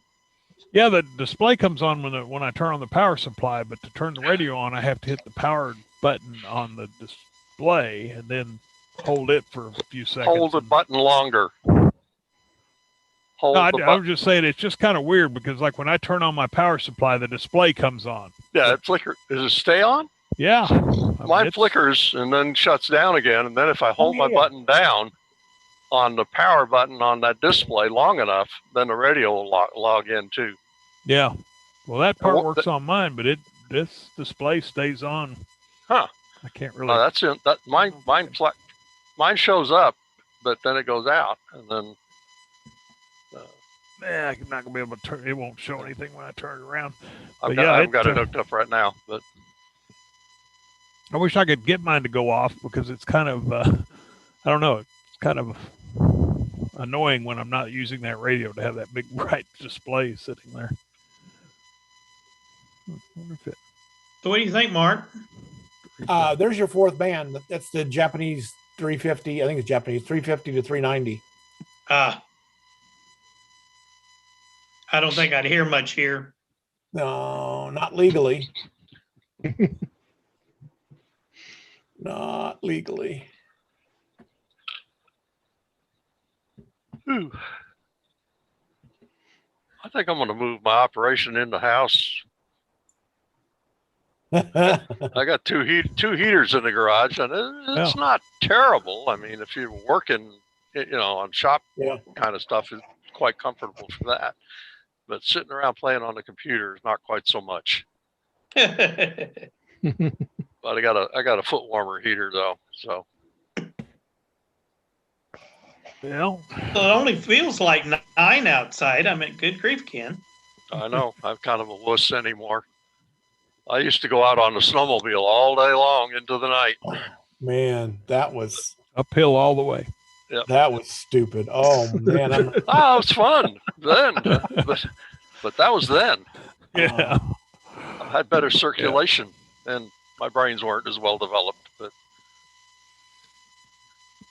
sitting in the middle of a lake in rural Maine at 9-10 o'clock at night with no light pollution whatsoever and not a sound to be heard anywhere, it's kind of an awesome thing. We call that ice fishing in Wisconsin. Well, we had some huts out there, but kind of had to watch out for them when you're going 60 or 70 mile an hour across the ice. But there you go, K5MAF, hearing N58ZR and heard by N58ZR. So we've had contact with each other. Cool.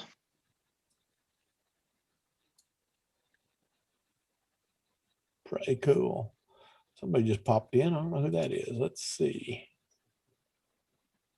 Eric's coming in. Ed's turned to a icon, so he's just done for the night, I guess. He's got nothing more to add. Hey guys, There's Eric. how's it going, gentlemen? Good. Hello. How you doing? Oh, doing all right. Just had to work a little late this evening. Thought I'd pop in here, see if anybody was left. Yeah. Few of us. Crowd's thinning out. But, Crowd's thinning. Yeah. We had a bunch of new or freezing to death or something. Yeah, I feel you. I feel your pain. It's brutally cold. Yeah. I'm glad I don't work outside anymore. I did a couple of years in the oil field back when we had another harsh winter, and I had a electrical repair to make, and my soldering iron wouldn't warm up enough to melt solder. Oh, I've been there. Yeah. That's cold. It needed fire. That's cold. Yeah, I was feeling for those guys working outside. I saw today while I'm driving. Yeah, we had back then. This was before the bust, just before the big bust in the late 70s, and we had 1,200 rigs in Oklahoma, and a lot of them came up from the Gulf, and we had one heck of a winter. And they tarped the subs, and they put burn barrels underneath them, try to keep them from freezing things up, and they'd freeze up the BOP, and they weren't rigged for cold weather. It was quite an adventure. Yes, for sure. It was nice to walk in the door and see a fire already started in the fireplace. I was excited about that. So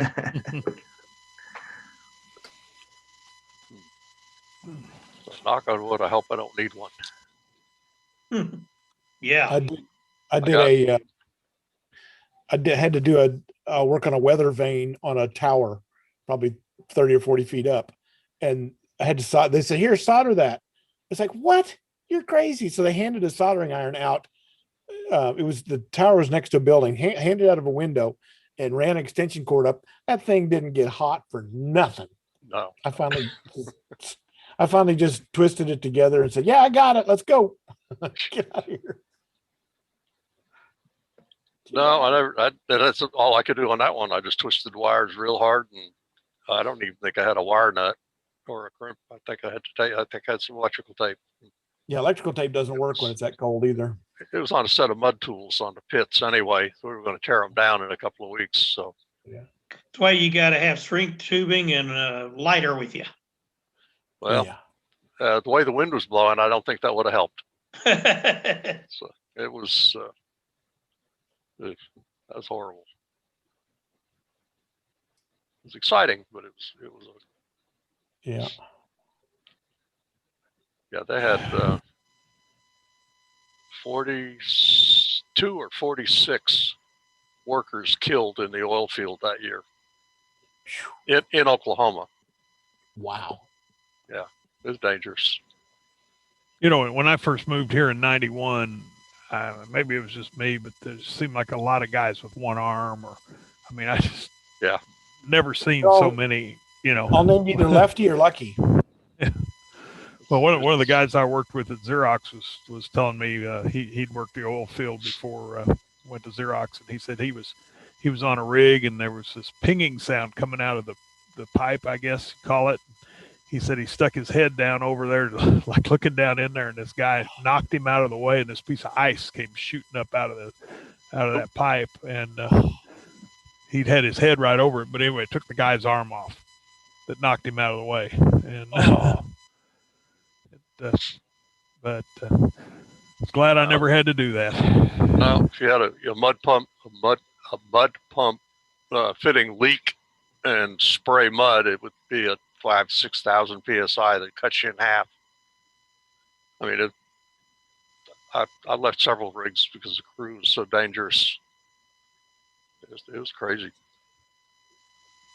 Well, you know, throwing the chains was one of my tool pushers had his son come on, high school kid, come out and lost 3 fingers the first week. Oh, You know, you throw the chains when you're making a yeah. pipe, and a jerk on that chain is going to take anything in away. Yep. Yeah, it's crazy. Made a lot of money though. I used to work with a lot of riverboat, towboat people on the Ohio and Mississippi River when I was in Kentucky, and you know, they'd have cable snap holding those tows together and just cut a man in half. Yeah, you know, like landing gear, resting gear on a carrier. Same. Yeah, they did that stuff on those rigs though all the time too. Well, anyway, enough happy thoughts. Let's yeah, really. What you guys do? Let's move on here. Hey, Mark, question for you. Yep. What's your thoughts on an all-in-one computer? Like a computer behind a monitor kind of thing? Yeah, well, not the one mounted behind it, the one built into an the Apple. monitor. It's called an Apple, isn't it? No. You can get PCs too. Yeah, you can get PCs too, but an all-in-one with keyboard and mouse, basically. They're a pain in the ass to get apart and get into. And then my statement always is, have you ever had a monitor break before the computer or the computer break before a monitor? Or is the computer? You can get a very small PC box, as it were, small enough that it doesn't take much of your desk space, and at least you have a separate computer and a separate monitor. And look into that if you're really thinking along those lines. You can get one of those and get the VESA mount, and put it on the back of the monitor, but it's a separate box that you can take off. I've seen those. That's the way to go. I've seen those. That is the hands down. I'd recommend that, Mark. I wouldn't go with the all-in-ones. Yeah, I mean, you just see so many times where the monitor breaks, or it's the wrong one, or it's, you know, or the computer breaks. Your upgrade path is horrible. Yeah. You know, when you want more. But like McDonald's and all those kind of places have stuff like this on them, like a little computer mount. We had some of them at work, and they would overheat all the time. The all-in-ones? The all-in-ones, yeah. Yeah, I can see they that. Would just toast right out. You know, they just don't have sufficient cooling, and they just, you know, and they weren't even used for anything really high power at all. So I would recommend getting something that'll mount on the back of your monitor. That way you can change. You can choose what size monitor you want too. Yeah. Yeah. You know, you'd be happy. You get a really good deal on a monitor, and then poof, you can't change it out. Yeah. Yeah, I put a cooling fan in one for a friend not too long ago. I don't know, maybe a week and a half ago or so, and the damn thing's already making noise again. It's there's just so many working pieces crammed in that little bitty case. There's something liable to go wrong, you know. There's just no airflow. You know? Yeah, exactly. That's why, you know, my wife had a Surface, and that was it to me. I mean, there was just no airflow in there. And Mark, I think the consensus is that might not be the best plan. Yeah. What it sounds like. Exactly. I think you're onto something. I think you asked the question. They are nice looking though. Yeah. Of course, that nice looking stuff will get you in trouble a lot of times. Of course. Yeah, that's my life story. I ain't saying nothing. By the way, Mark, I showed my wife that cartoon. Talking about that I sent cars. you, and oh yeah, right, yeah, cars, yeah, cars, cars, yeah. And she said, motorcycles as high as I can go on the food chain, and but the ham radio stuff's still okay. No motorcycles? I saw this. I saw this thing on Facebook, and it's got guy in motorcycle has one girlfriend, guy in a BMW has two girlfriends, guy in a yacht has three girlfriends, guy in a ham radio has a cat. So my My wife looked at that and she goes, "Well, you know, you're good as long as you can only don't go past motorcycle." But well, I saw a picture this last week. Picture Tom Selleck's Ferrari Testarossa convertible with a nice big ham radio antenna on the back of it. Oh yeah. And they said this ham's living right. Well, Carl looks like he had a good helper anyway. That'd be a fun install. Yeah, wouldn't it though? Oh Lord. No grounding, but Well, hey. Anybody here remember Who Linda needs Soundtrak? ground? Oh yeah. Yeah, well, one of my friends There nearly you go. got her killed. Well, that wouldn't have been all bad. She was actually a nice lady. She was very soft spoken. You wouldn't believe that in the advertisements, but and she cared for her customers too. She really did. But this guy put a stereo in her Volvo, and the steering column apparently had a space where wire could get around it. And he got wires wrapped around the steering column that finally tightened up and stopped the steering from working. Oh my. Oh. Oh my. But she didn't get in a wreck. She was lucky. She just got stopped in time. But yeah. And I forgot about old Linda. Last I heard, she was in Colorado somewhere, wasn't she? She's been around. That was an interesting operation. I was service manager there for about a year and a half. And where was that? At Soundtrak down on Meridian. It was an experience. Definitely interesting. But she was actually very soft spoken until that red light on the camera came on. When it started recording, she turned into that animal on TV that everybody. Her theory was you can't afford with a low budget to be serious. You got to be obnoxious and memorable, and she was very good at that. We sold freight car loads of stuff, just freight car, load after load after load, tons of it. It was amazing. Hey, what was the audio place here in town that had places all over? There was one down the expressway down about MacArthur, and there was one down on May at about 30th maybe. This is 90s. They had places all over. Audio Midwest. Doesn't sound. It doesn't. It's.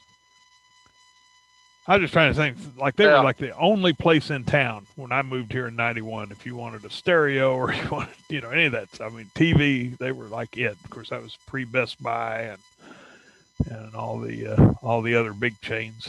But oh yeah, Sight and Sound. Okay, yeah. Yep, this came to me. Good. I couldn't have said it better myself. There's your voice. Yep.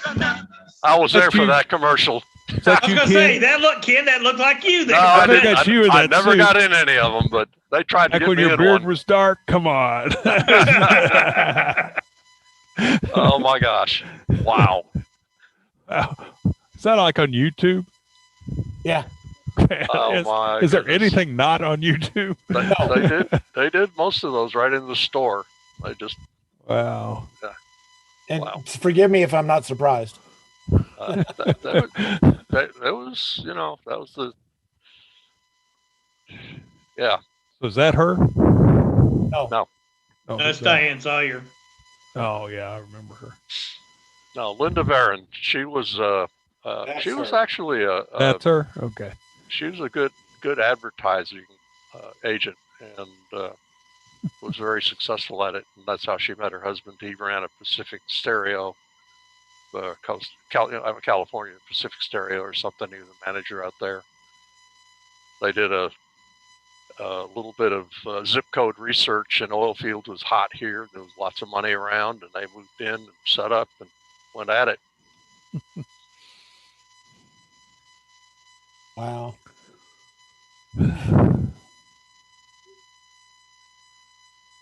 Sluggo. What was that? What was that thing? I remember that. I do too. One of those. Yeah. One of Yeah. those. That was one of my fights with Cox Cable. I wanted them to put that box on the end table by the couch, and the TV was on the other side of the room, and they insisted that they had to put it on top of the TV. And they were adamant about it. And I told my wife, get the TV and put it on the couch. And then he could put it on top of it. Product placement. That's what it is. Product placement. Yeah. Anyway, I fired him 3 times. So. Well, you didn't learn the first 2? Hey, John. Hey, Yep. John, I like your yellow board mount that you got there on the wall behind you. Thanks. That's a heck of a wiring system. Yeah, it's actually kind of janky right now, but yeah, it's just it's 14 by 12 by 14 inch half-inch board with a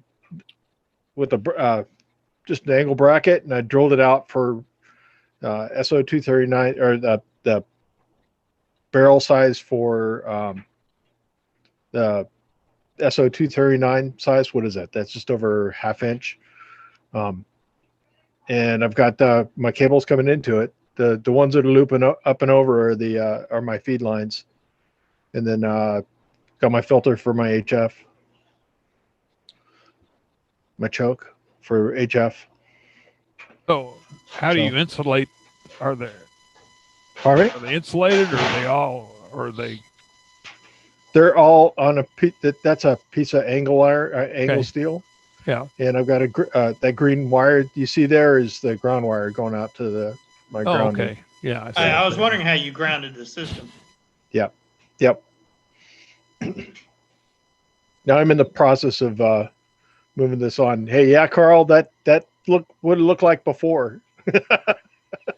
But yeah, I'm as you can tell, I've got some drywall to finish up back there. So,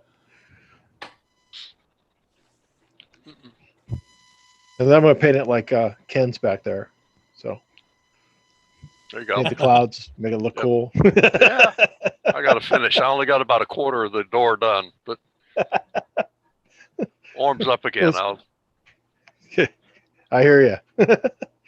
Yeah, this is a cold wall. This wall wasn't insulated; it was wood panel, and they had an air gap of about it was about 8 inches, and it wasn't insulated at all. So when the wind blew from the north, which it does during the winter, it just blew cold air right through the wall. It was just, yeah. Well, I've got room to put a garage on the east side of the house, and then I could take this overhead door out and just frame it in and insulate it. And this would be tolerable. Yeah. Well, they've got some those insulated pads you can put on those doors, but they work sort of. Yeah, but it leaks all around the edges. So. Yeah, exactly. John, Yeah. imagine all the wiring behind this ham shack. Oh yeah, wow. Yeah, that's a lot of wiring. You better have a wire mount for that. That's all I gotta say. About half a roller chair, so you can. About half $500,000 feet of yeah wiring, and you didn't show me that when I was out at the house there, Mark. well, you didn't see that secret room there, Sam. No, you didn't roll that wall back.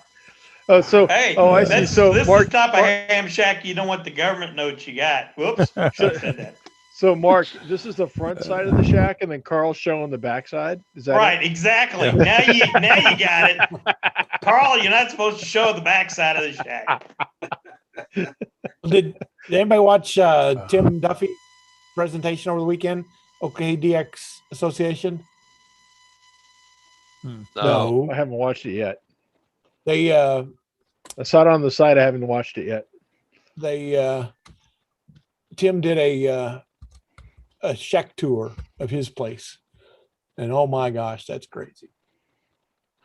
That's crazy. There's Wayne. We were going to ask Wayne something. It was about getting your ICOM fixed, wasn't it? Yeah.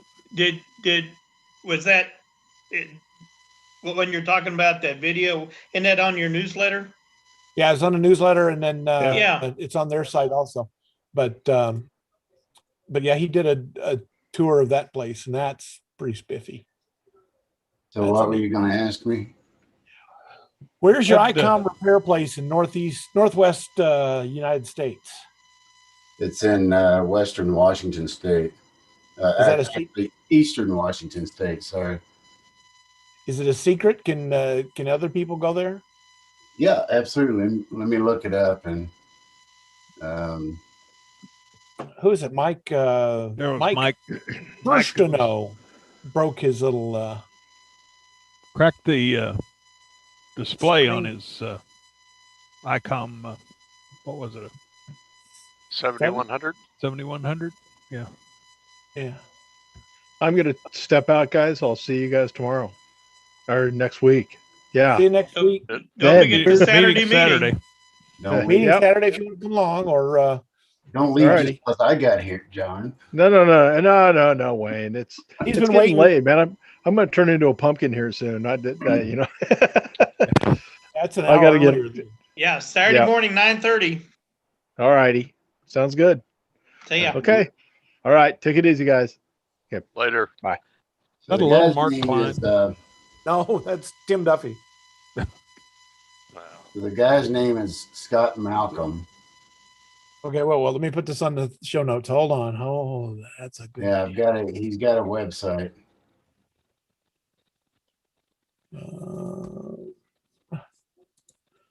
Okay. Scott, SCOTT. Malcolm, MACL. OLM. OM. MALCOLM. Got it. Let me make sure his website's still up. Okay.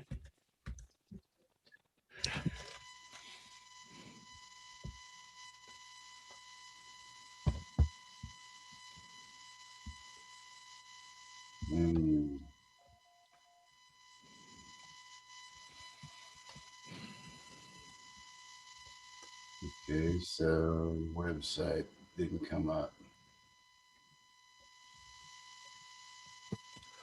Maybe I got the wrong address. Here we go.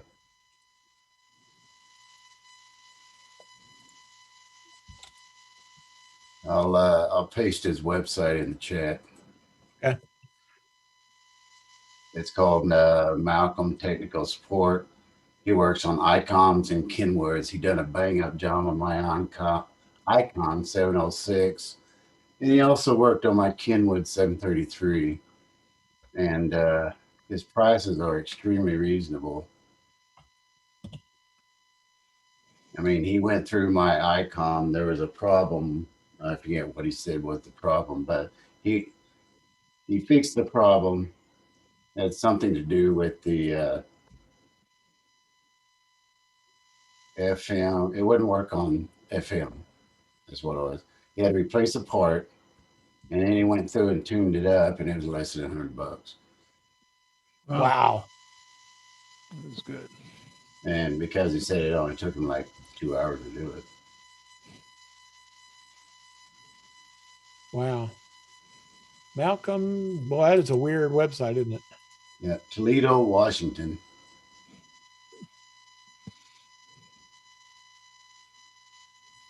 And basically, the easiest way to get over him is to email him first.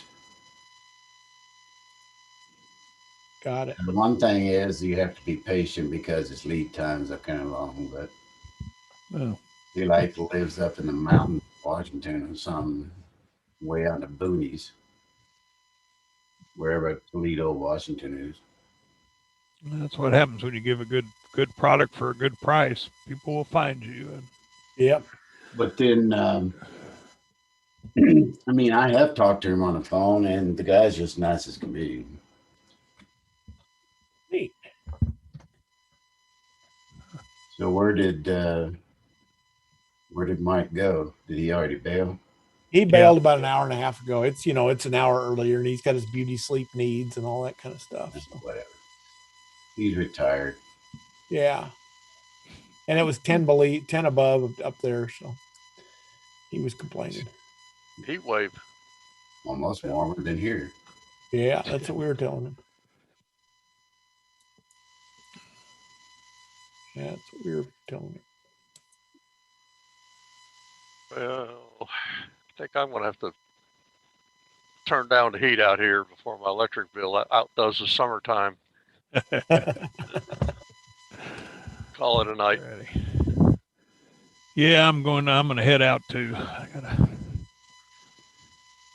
Good get up in the idea. morning. Probably ought to do the same. Getting that way. Yep. That Toledo, Washington is just north of Portland. Oh, okay. Real big community. It says it's a population 725. Wow.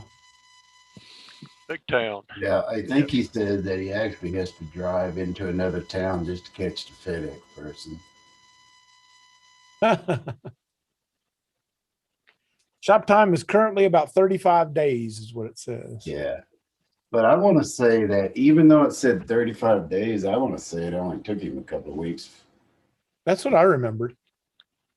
Well, that's good too. Always tell them long and then get it done early. Yeah. And actually, he went through it, and before he made any repairs, he called me and said, "Okay, this is what I got to do." He said, "Go for it."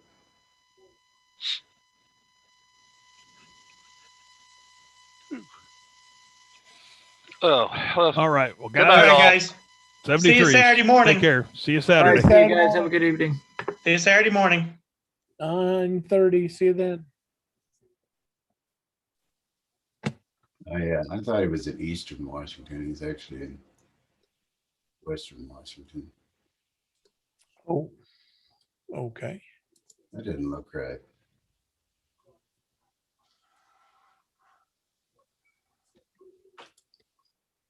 Oh well.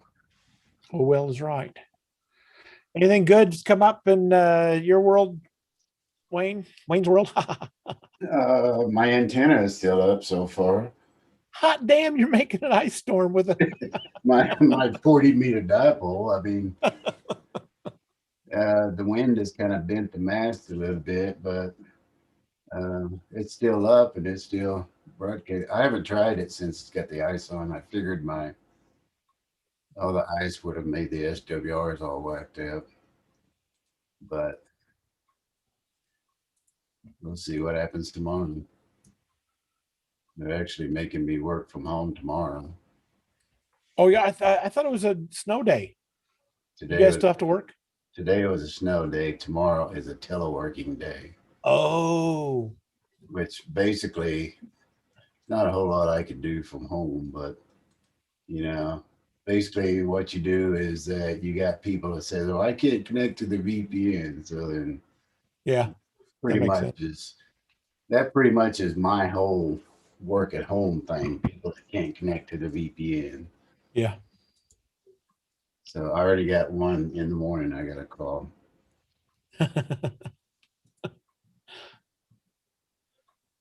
I've got people that my people that are outside are always outside the office. So I don't have any real transient folks. I've got one gal that could use the VPN, but she won't slow down enough to learn it. You know how that goes. I know. And like we got a brand new VPN, works great. We set up a script, pushed it out to everybody. But then you always get these people that don't have their laptops turned on or whatever when you push it. And then you got to play catch up. And then they don't make sure that it works before they go home. Yep. Because the old VPN doesn't work anymore. People don't read their emails. We send out emails all the time. But yeah, you know how that goes. Mark's the only one that reads the newsletter. That's all I know. I read the newsletter, but I I'm haven't proud read of it today yet. But I haven't read it today because I've been busy. Because you had a snow day. Yeah, well, even though I was at home, I've been studying most of the day today. Oh, good for you. Because I had class tonight. I had a lot of catching up to do. Yep. Someday it'll all be over. No. It'll never be over. You're in the wrong hobby and you're in the wrong business. Well, when they put me 6 feet under, it'll be all over. Yeah, that's true. Dearly beloved, we are gathered here today to inter Wayne, the I'm done learning. I'm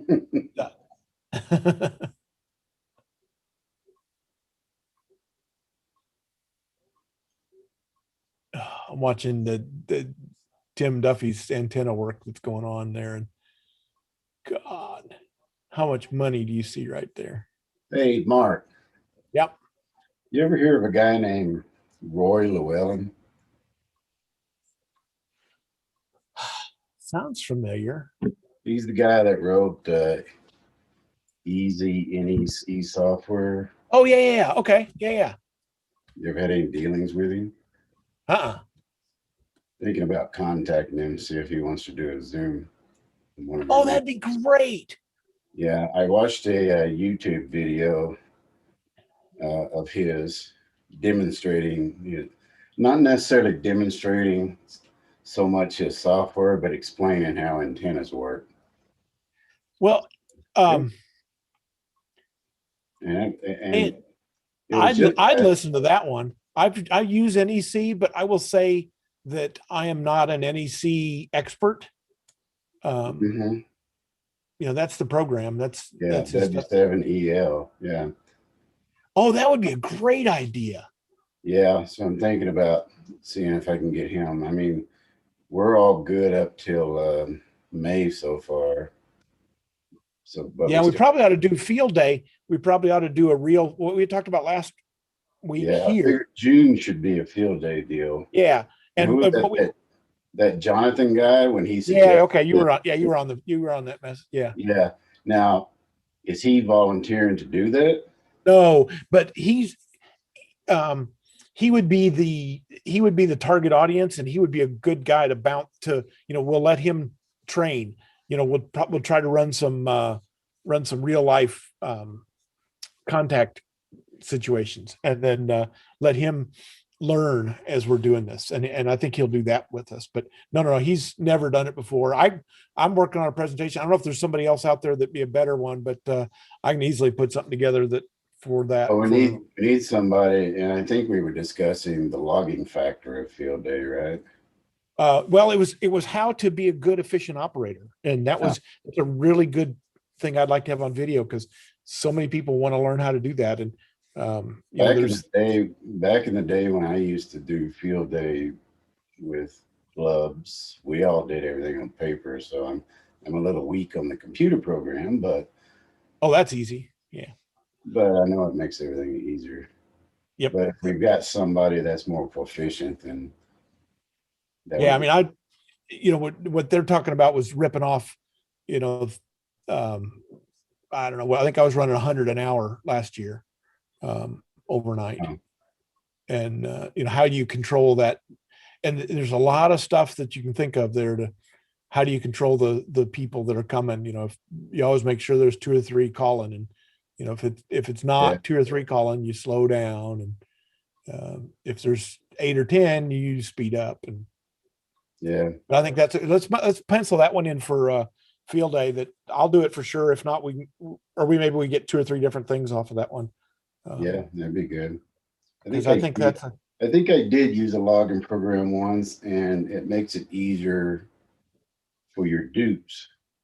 Oh, Back in the day, I used to have a separate sheet of paper for dupes, and every time you'd hear a call sign, you'd have to scan that piece of paper. Yep. And as it got longer, scan faster. And when you're sitting there and you're operating. When you're calling CQ, you really don't have to worry about dupes, because they're all taking care of that for you. Right. The other guys are doing that. Yeah. So also recommendations on, I don't know what kind of logging program you use. I mean, for field day, but N3FJP is the big winner usually. And then I know there's some free ones out there. Yeah. Yep, I was going to go through a bunch of those different ones and show different options, kind of thing. Well, that sounds like a deal then. So we'll plan on that. June, I think the field day thing. Okay.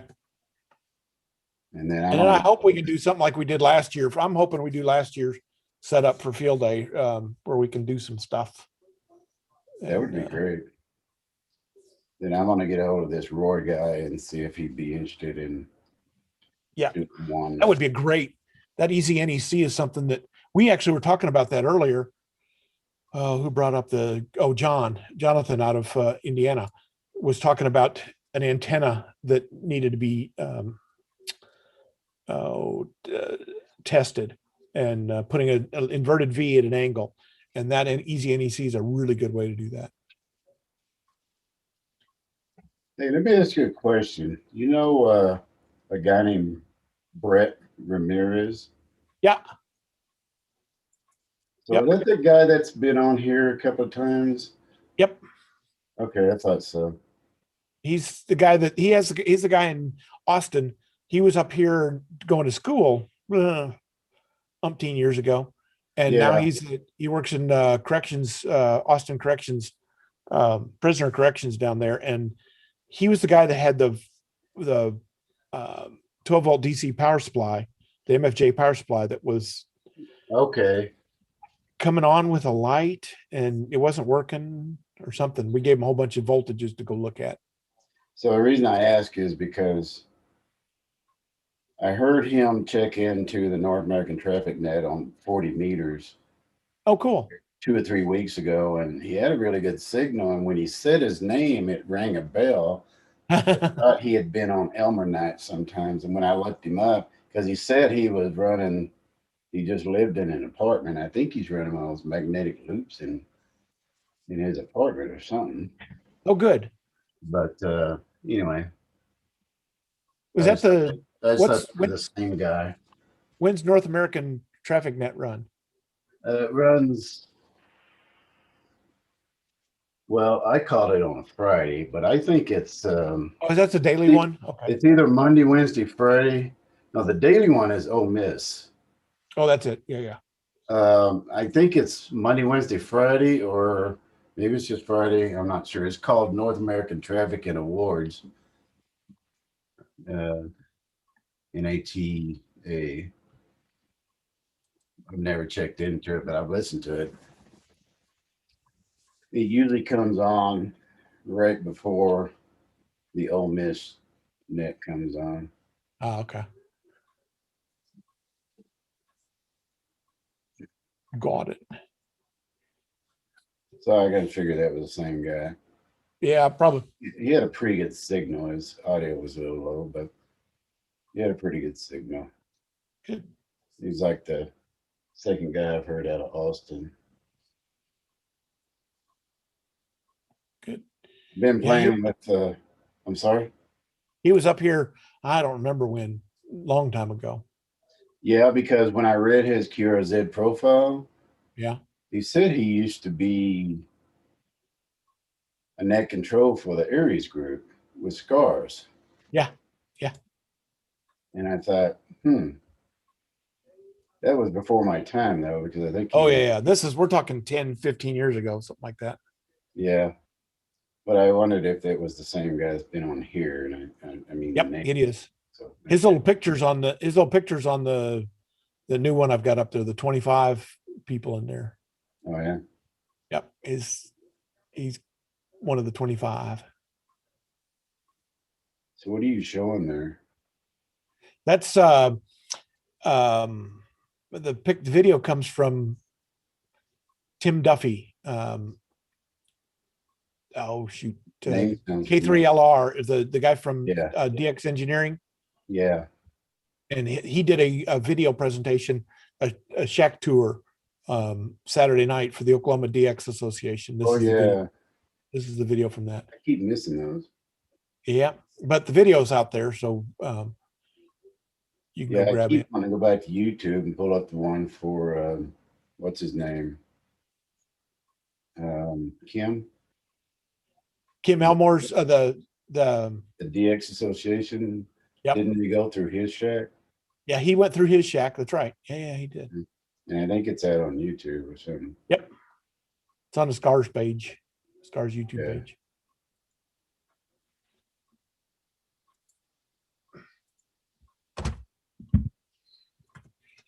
So I was, I've been messing around with Whisper on 40 meters the other night. Yeah. And I pretty much got it set at 5 watts. Okay. Which I'm still not quite understand how it all works, but whatever it, because the way that I was told to set it up was to my radio, put the power level of my radio on max. But then when you turn down the transmitter on the signal link, you're reducing your actual output. The audio, it reduces the amount of modulation. And I'm guessing that that's because you're on sideband. So you're not pushing a carrier. Right. Just modulating. So yeah. Anyway, I had it on 5 watts and I just kind of left it there. Hey, I got a meter exactly like that W4. Wow. Mine's a lot dirtier because I bought it from a silent key. Anyway, so at 5 watts, I was just sitting there watching it, and I actually got a response from the an expedition in Antarctica. Oh yeah. I got one tonight. And I got to reading up on it, and it's like an automated whisper channel that they do all the time. Yep. And then I got to reading into, and this one is a German. Yep. Might have been the same one. It's like this great big old building built up on stilts. Yep, that's it. They said each one of those legs in that building is hydraulic, and it adjusts according to the shift in the ice, because we're just sitting on top of ice. It was pretty cool. Yep. This is what I was showing earlier. I've got mine running right now as we speak, and it goes to come on, there we go. Yours probably was the same thing, DP0GVN-1 down here. Yep. In fact, my signal is like. Are you catching the guy in Africa? All them ones that you got going up there in France and stuff. Yeah. Yeah, I seem to hit them too. Are you catching this guy in South Africa? Every once in a while, and the guy in Hawaii too. Yeah. I will catch, it'll be later today, but I'll catch Western Australia and VK. I have not gotten any Asia yet. How do you get that to pull up on WhisperNet? Because it gives me an error message. Well, there's an error, but you just say, okay. They're violating Google's stuff is the right answer. You know, there's another website that I use also. Let's look for KK5IO here. I haven't had it on since Saturday or Sunday. Oh, okay. Well, let's turn it up. Last 7 days, and oh, it only goes 24 on the map. Let's see, operating modes, Whisper. So there's a website called Spots. Yeah, I've used that one too. It's wspr.aprsinfo.com. That one you can set to refresh every hour.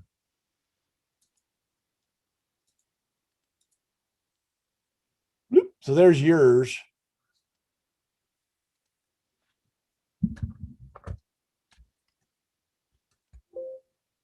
Nope. I was going to say, I wonder if I never saw you hit me, but you haven't.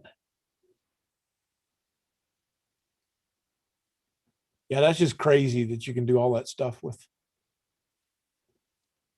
Yeah, and the funny thing is that I see all these people, and you don't ever think about stretching all the way out to Antarctica or whatever, especially when my antenna is just 25 feet above the ground. But of course, you're bouncing. Yep. Bouncing out the ionosphere. But and the interesting is, other than a guy in Edmond, I don't get anybody locally. Yeah, you're too long. 40 meters is too long, probably. Yeah.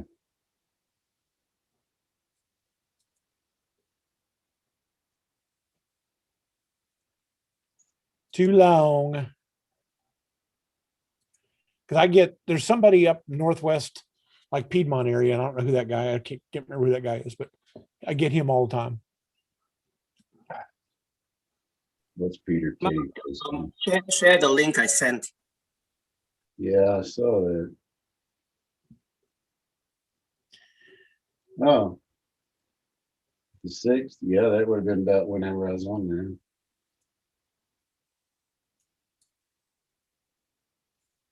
The one time I had it set for 20 watts, and I'm like, well, let's just see what happens. I went down to 100 milliwatts, and I was still getting reports. Yeah, my little whisper unit is 20 milliwatts, and it goes all over the world. And it's interesting that you can actually set the output by the software controls the output. Yep. You know, I don't understand it all, but I'm guessing it has something to do with, because your output is only audio anyway, because you're on sideband. Wayne, when you said 5 watts, that was looking at the watt meter. No, that's what the software says I was.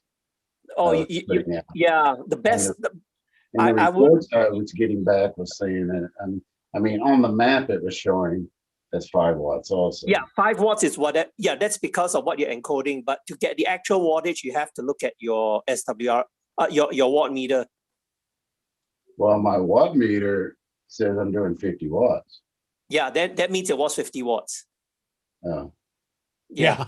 So why do you adjust the software to say 5 watts then?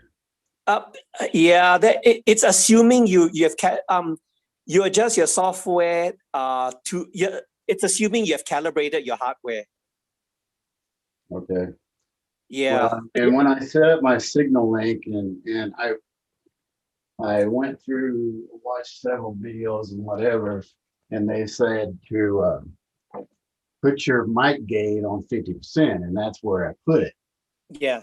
And so that's where I'm getting the 50 watts. My SWR watt meter says I'm putting out 50 watts. Yeah, then that's what you're putting out. Okay, well. So what you can do is you can go back into the software and then just change the power level to 50. Well, he had 15. It was reporting 15. Well, it reports whatever you put in. Yeah, but what's 15? What's 15 dB level? Well, 50 actually is what is right. What my it's what my watt meter says I'm putting out 50 watts. But yeah, this radio that I got right here has like a on the mic gain, it's not a knob, it's a little slide thing, and sometimes it's really hard to get it adjusted, but I'll have to back it off more. But yeah, but no, 50 is good. You should try it. I noticed you only did for like an hour or two. You should if you have the time. Well, actually, you did for 6 hours, but give or more. No, between what time?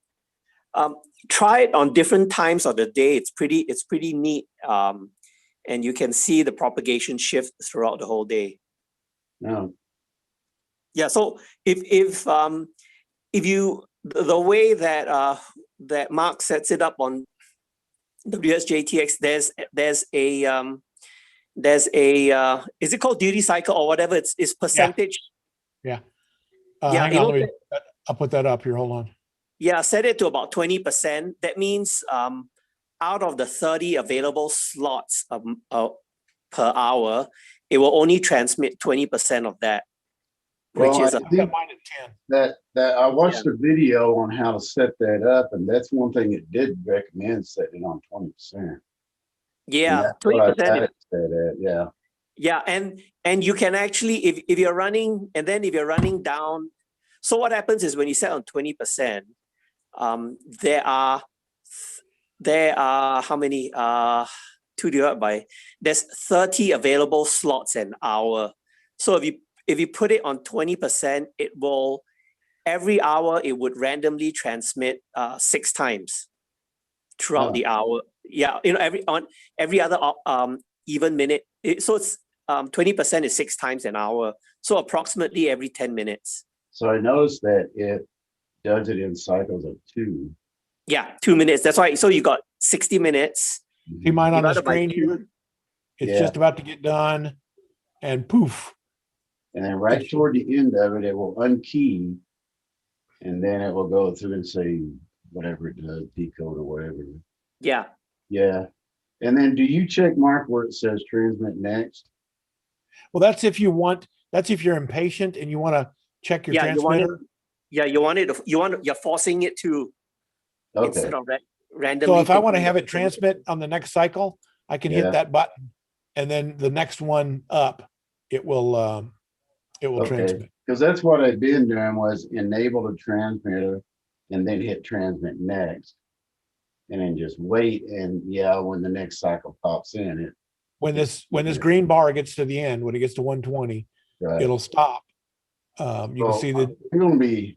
That's an idea. I'm going to be home tomorrow. Yeah, just let it rip. I may just fire that thing up and let it run when I'm sitting here. Yeah, running for 2 days. Do a full 24 hours. It's really neat, and you start seeing early morning, where you're getting to, and then noon, and then it picks up again in the evening. Then I'll have to be sure and check my antenna and make sure that it's not all iced over. And are you on 40? Yeah. Yeah, he's on 40. Bring up the man, Mark. He's gotten all the way to West Africa, so he's got one area. Yeah, so do I. Did you get the West Africa guy, the SWL? Well, no, East Africa. Not West Africa, East Africa. It's he got SWLK IAJS.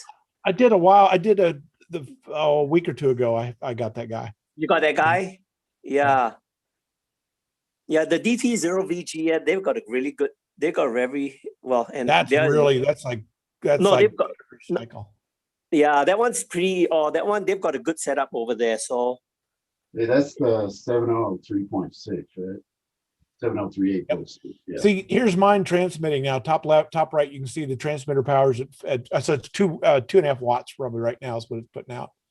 Let's stroke that back just for. So I've never messed with the spyder. I changed the value right at that box right under where it says TX next. That's where I've changed the value. What is that program? That's my Flex radio, the Flex 1500. Oh, okay.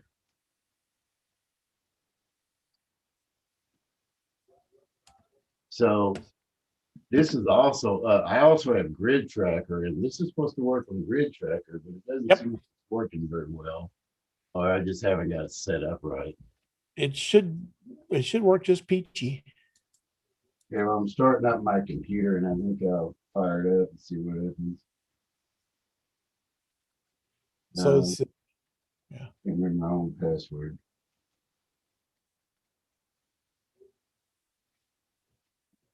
But I just let it rip.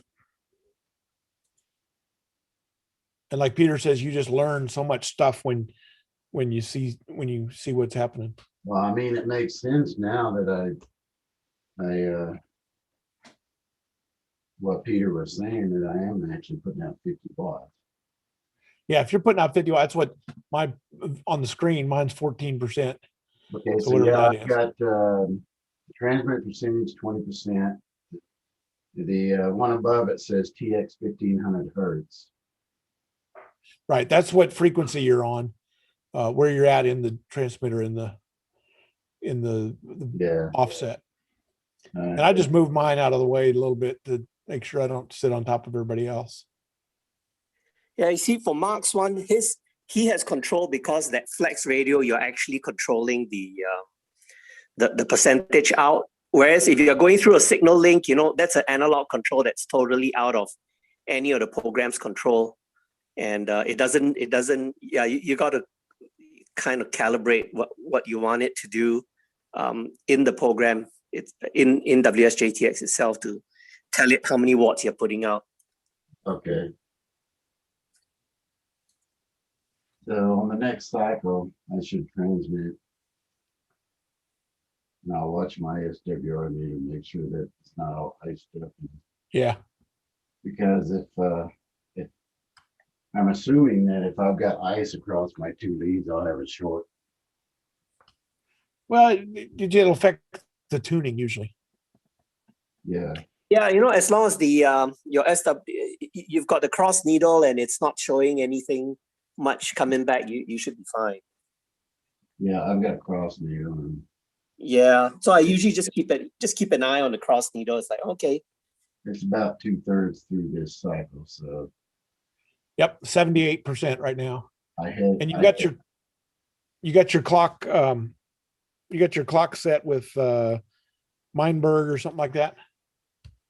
Are you talking about on the computer? Correct. I think it's set by www.nist.gov or something. Well, but it really helps if you get if you hook up a program called Meinberg, that when you go to time.is, it says your time is exact. What is it? How you spell? Meinberg. If you go to the website, is time.is, time.is. And then it'll show you how different you are from the WWV. And if it says exact, you're good. They want you to be within a second or two. Well, how do you know that's correct? This program takes care of all that for you. If you go to time.is, it calculates all the stuff. And okay, I'm transmitting right now. I'm putting out about 48 watts. My SWRs are almost flat, so that's pretty good. Good. How much power are you putting out? Almost 50. Stroke that back to about as low as you can go. Nah, 5 or 10. Yeah, it's okay. 50s. Let's see how far he makes it out there. Yeah, I'm gonna. It's what's KK5. IO.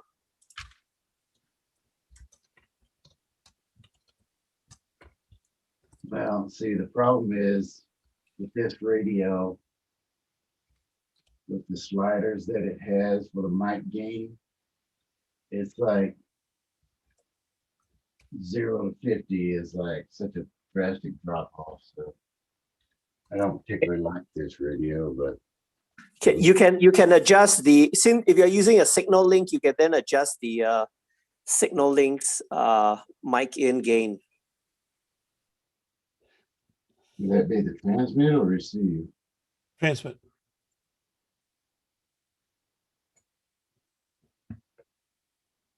Okay, yeah. Okay, it just doesn't key. Yeah, you got to. So you can go in the software, force it to transmit the next. Well, actually, while it's transmitting and you check the transmits next cycle, it'll then continue on transmitting the once it unkeyed. Yeah. And start another cycle. Now you got to wait 2 minutes. Right before it unkeyed, I had dropped it down to about 15 watts. Yeah. Maybe once. That's good. Oof, I got a big strong one coming in now. I don't know where he's from. So when I'm reading these dBs here, the lower number is better, right? Where it says like dB -6, that's a stronger signal than like -22. Was it the other? Yes. Minus 32 is about the lowest you'll see, and plus 11 is a good halt. I mean, high. So the lower number, the lower the number, the better. No, that's a weaker signal. Okay. So there's one guy here that's a -6, and there's another one that's -31. Yeah, the minus 31 guy just barely heard you. You were way in the weeds. Okay, what about the -6 guy? Yeah, that's better. I've got a 2 right here in the last chunk. And that's the only positive one I've gotten in the last. So this one guy, K7GI. Hey, KK5IL right there. Minus 18 dB on that last one. Did you see me? Yeah. I saw you. I don't see you. Are you transmitting? Not this time. No. Okay. There's somebody out there that's just got a big old signal. I don't know who that is, but Wow. right now. Hold on. Is that you? You're on your 5 watts? Hold on. KK5IO? Yeah. You are making it far. Well, that was 50. That was 50. Okay, no wonder. Did you see where you see? Wow, dang. This is the last one day. I just You got a dropped it bunch down. of. I just dropped it down to 10. Okay. But your top, your longest ones, the top 2 is the ZS South Africa, followed by the DP and then DK and the G7. Dang, yeah. K7GI was my big strong guy. That was I got him at a minus. Oh, wait a minute. I got him at a minus 22 the first time. The second time I got him at positive 9. Yeah, I got him positive 5. So yep. And then a minus 13. Isn't that weird how much the propagation changes just in a couple minutes? So why is there 2 different? Oh, I don't quite understand this drift column here. I don't understand. Hey, yeah. Mark, you can if you can log into your D Explorer, that Whisper Light, the what do you call it? The premium mode. You can do a comparison. Yeah. With Yep.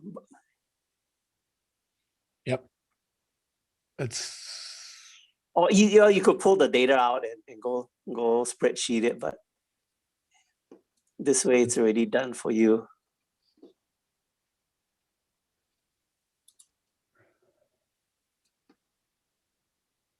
Yep. Let's see what it's comparing. Well, you're not on 40, are you, Peter? No, I need to go find I need to go build. I need to go build another filter for it before I can operate on 40.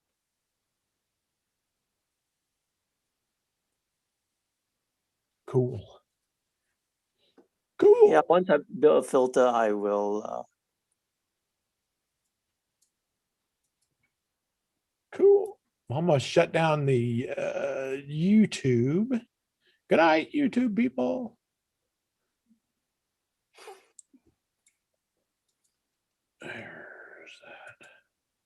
Yeah, this Danny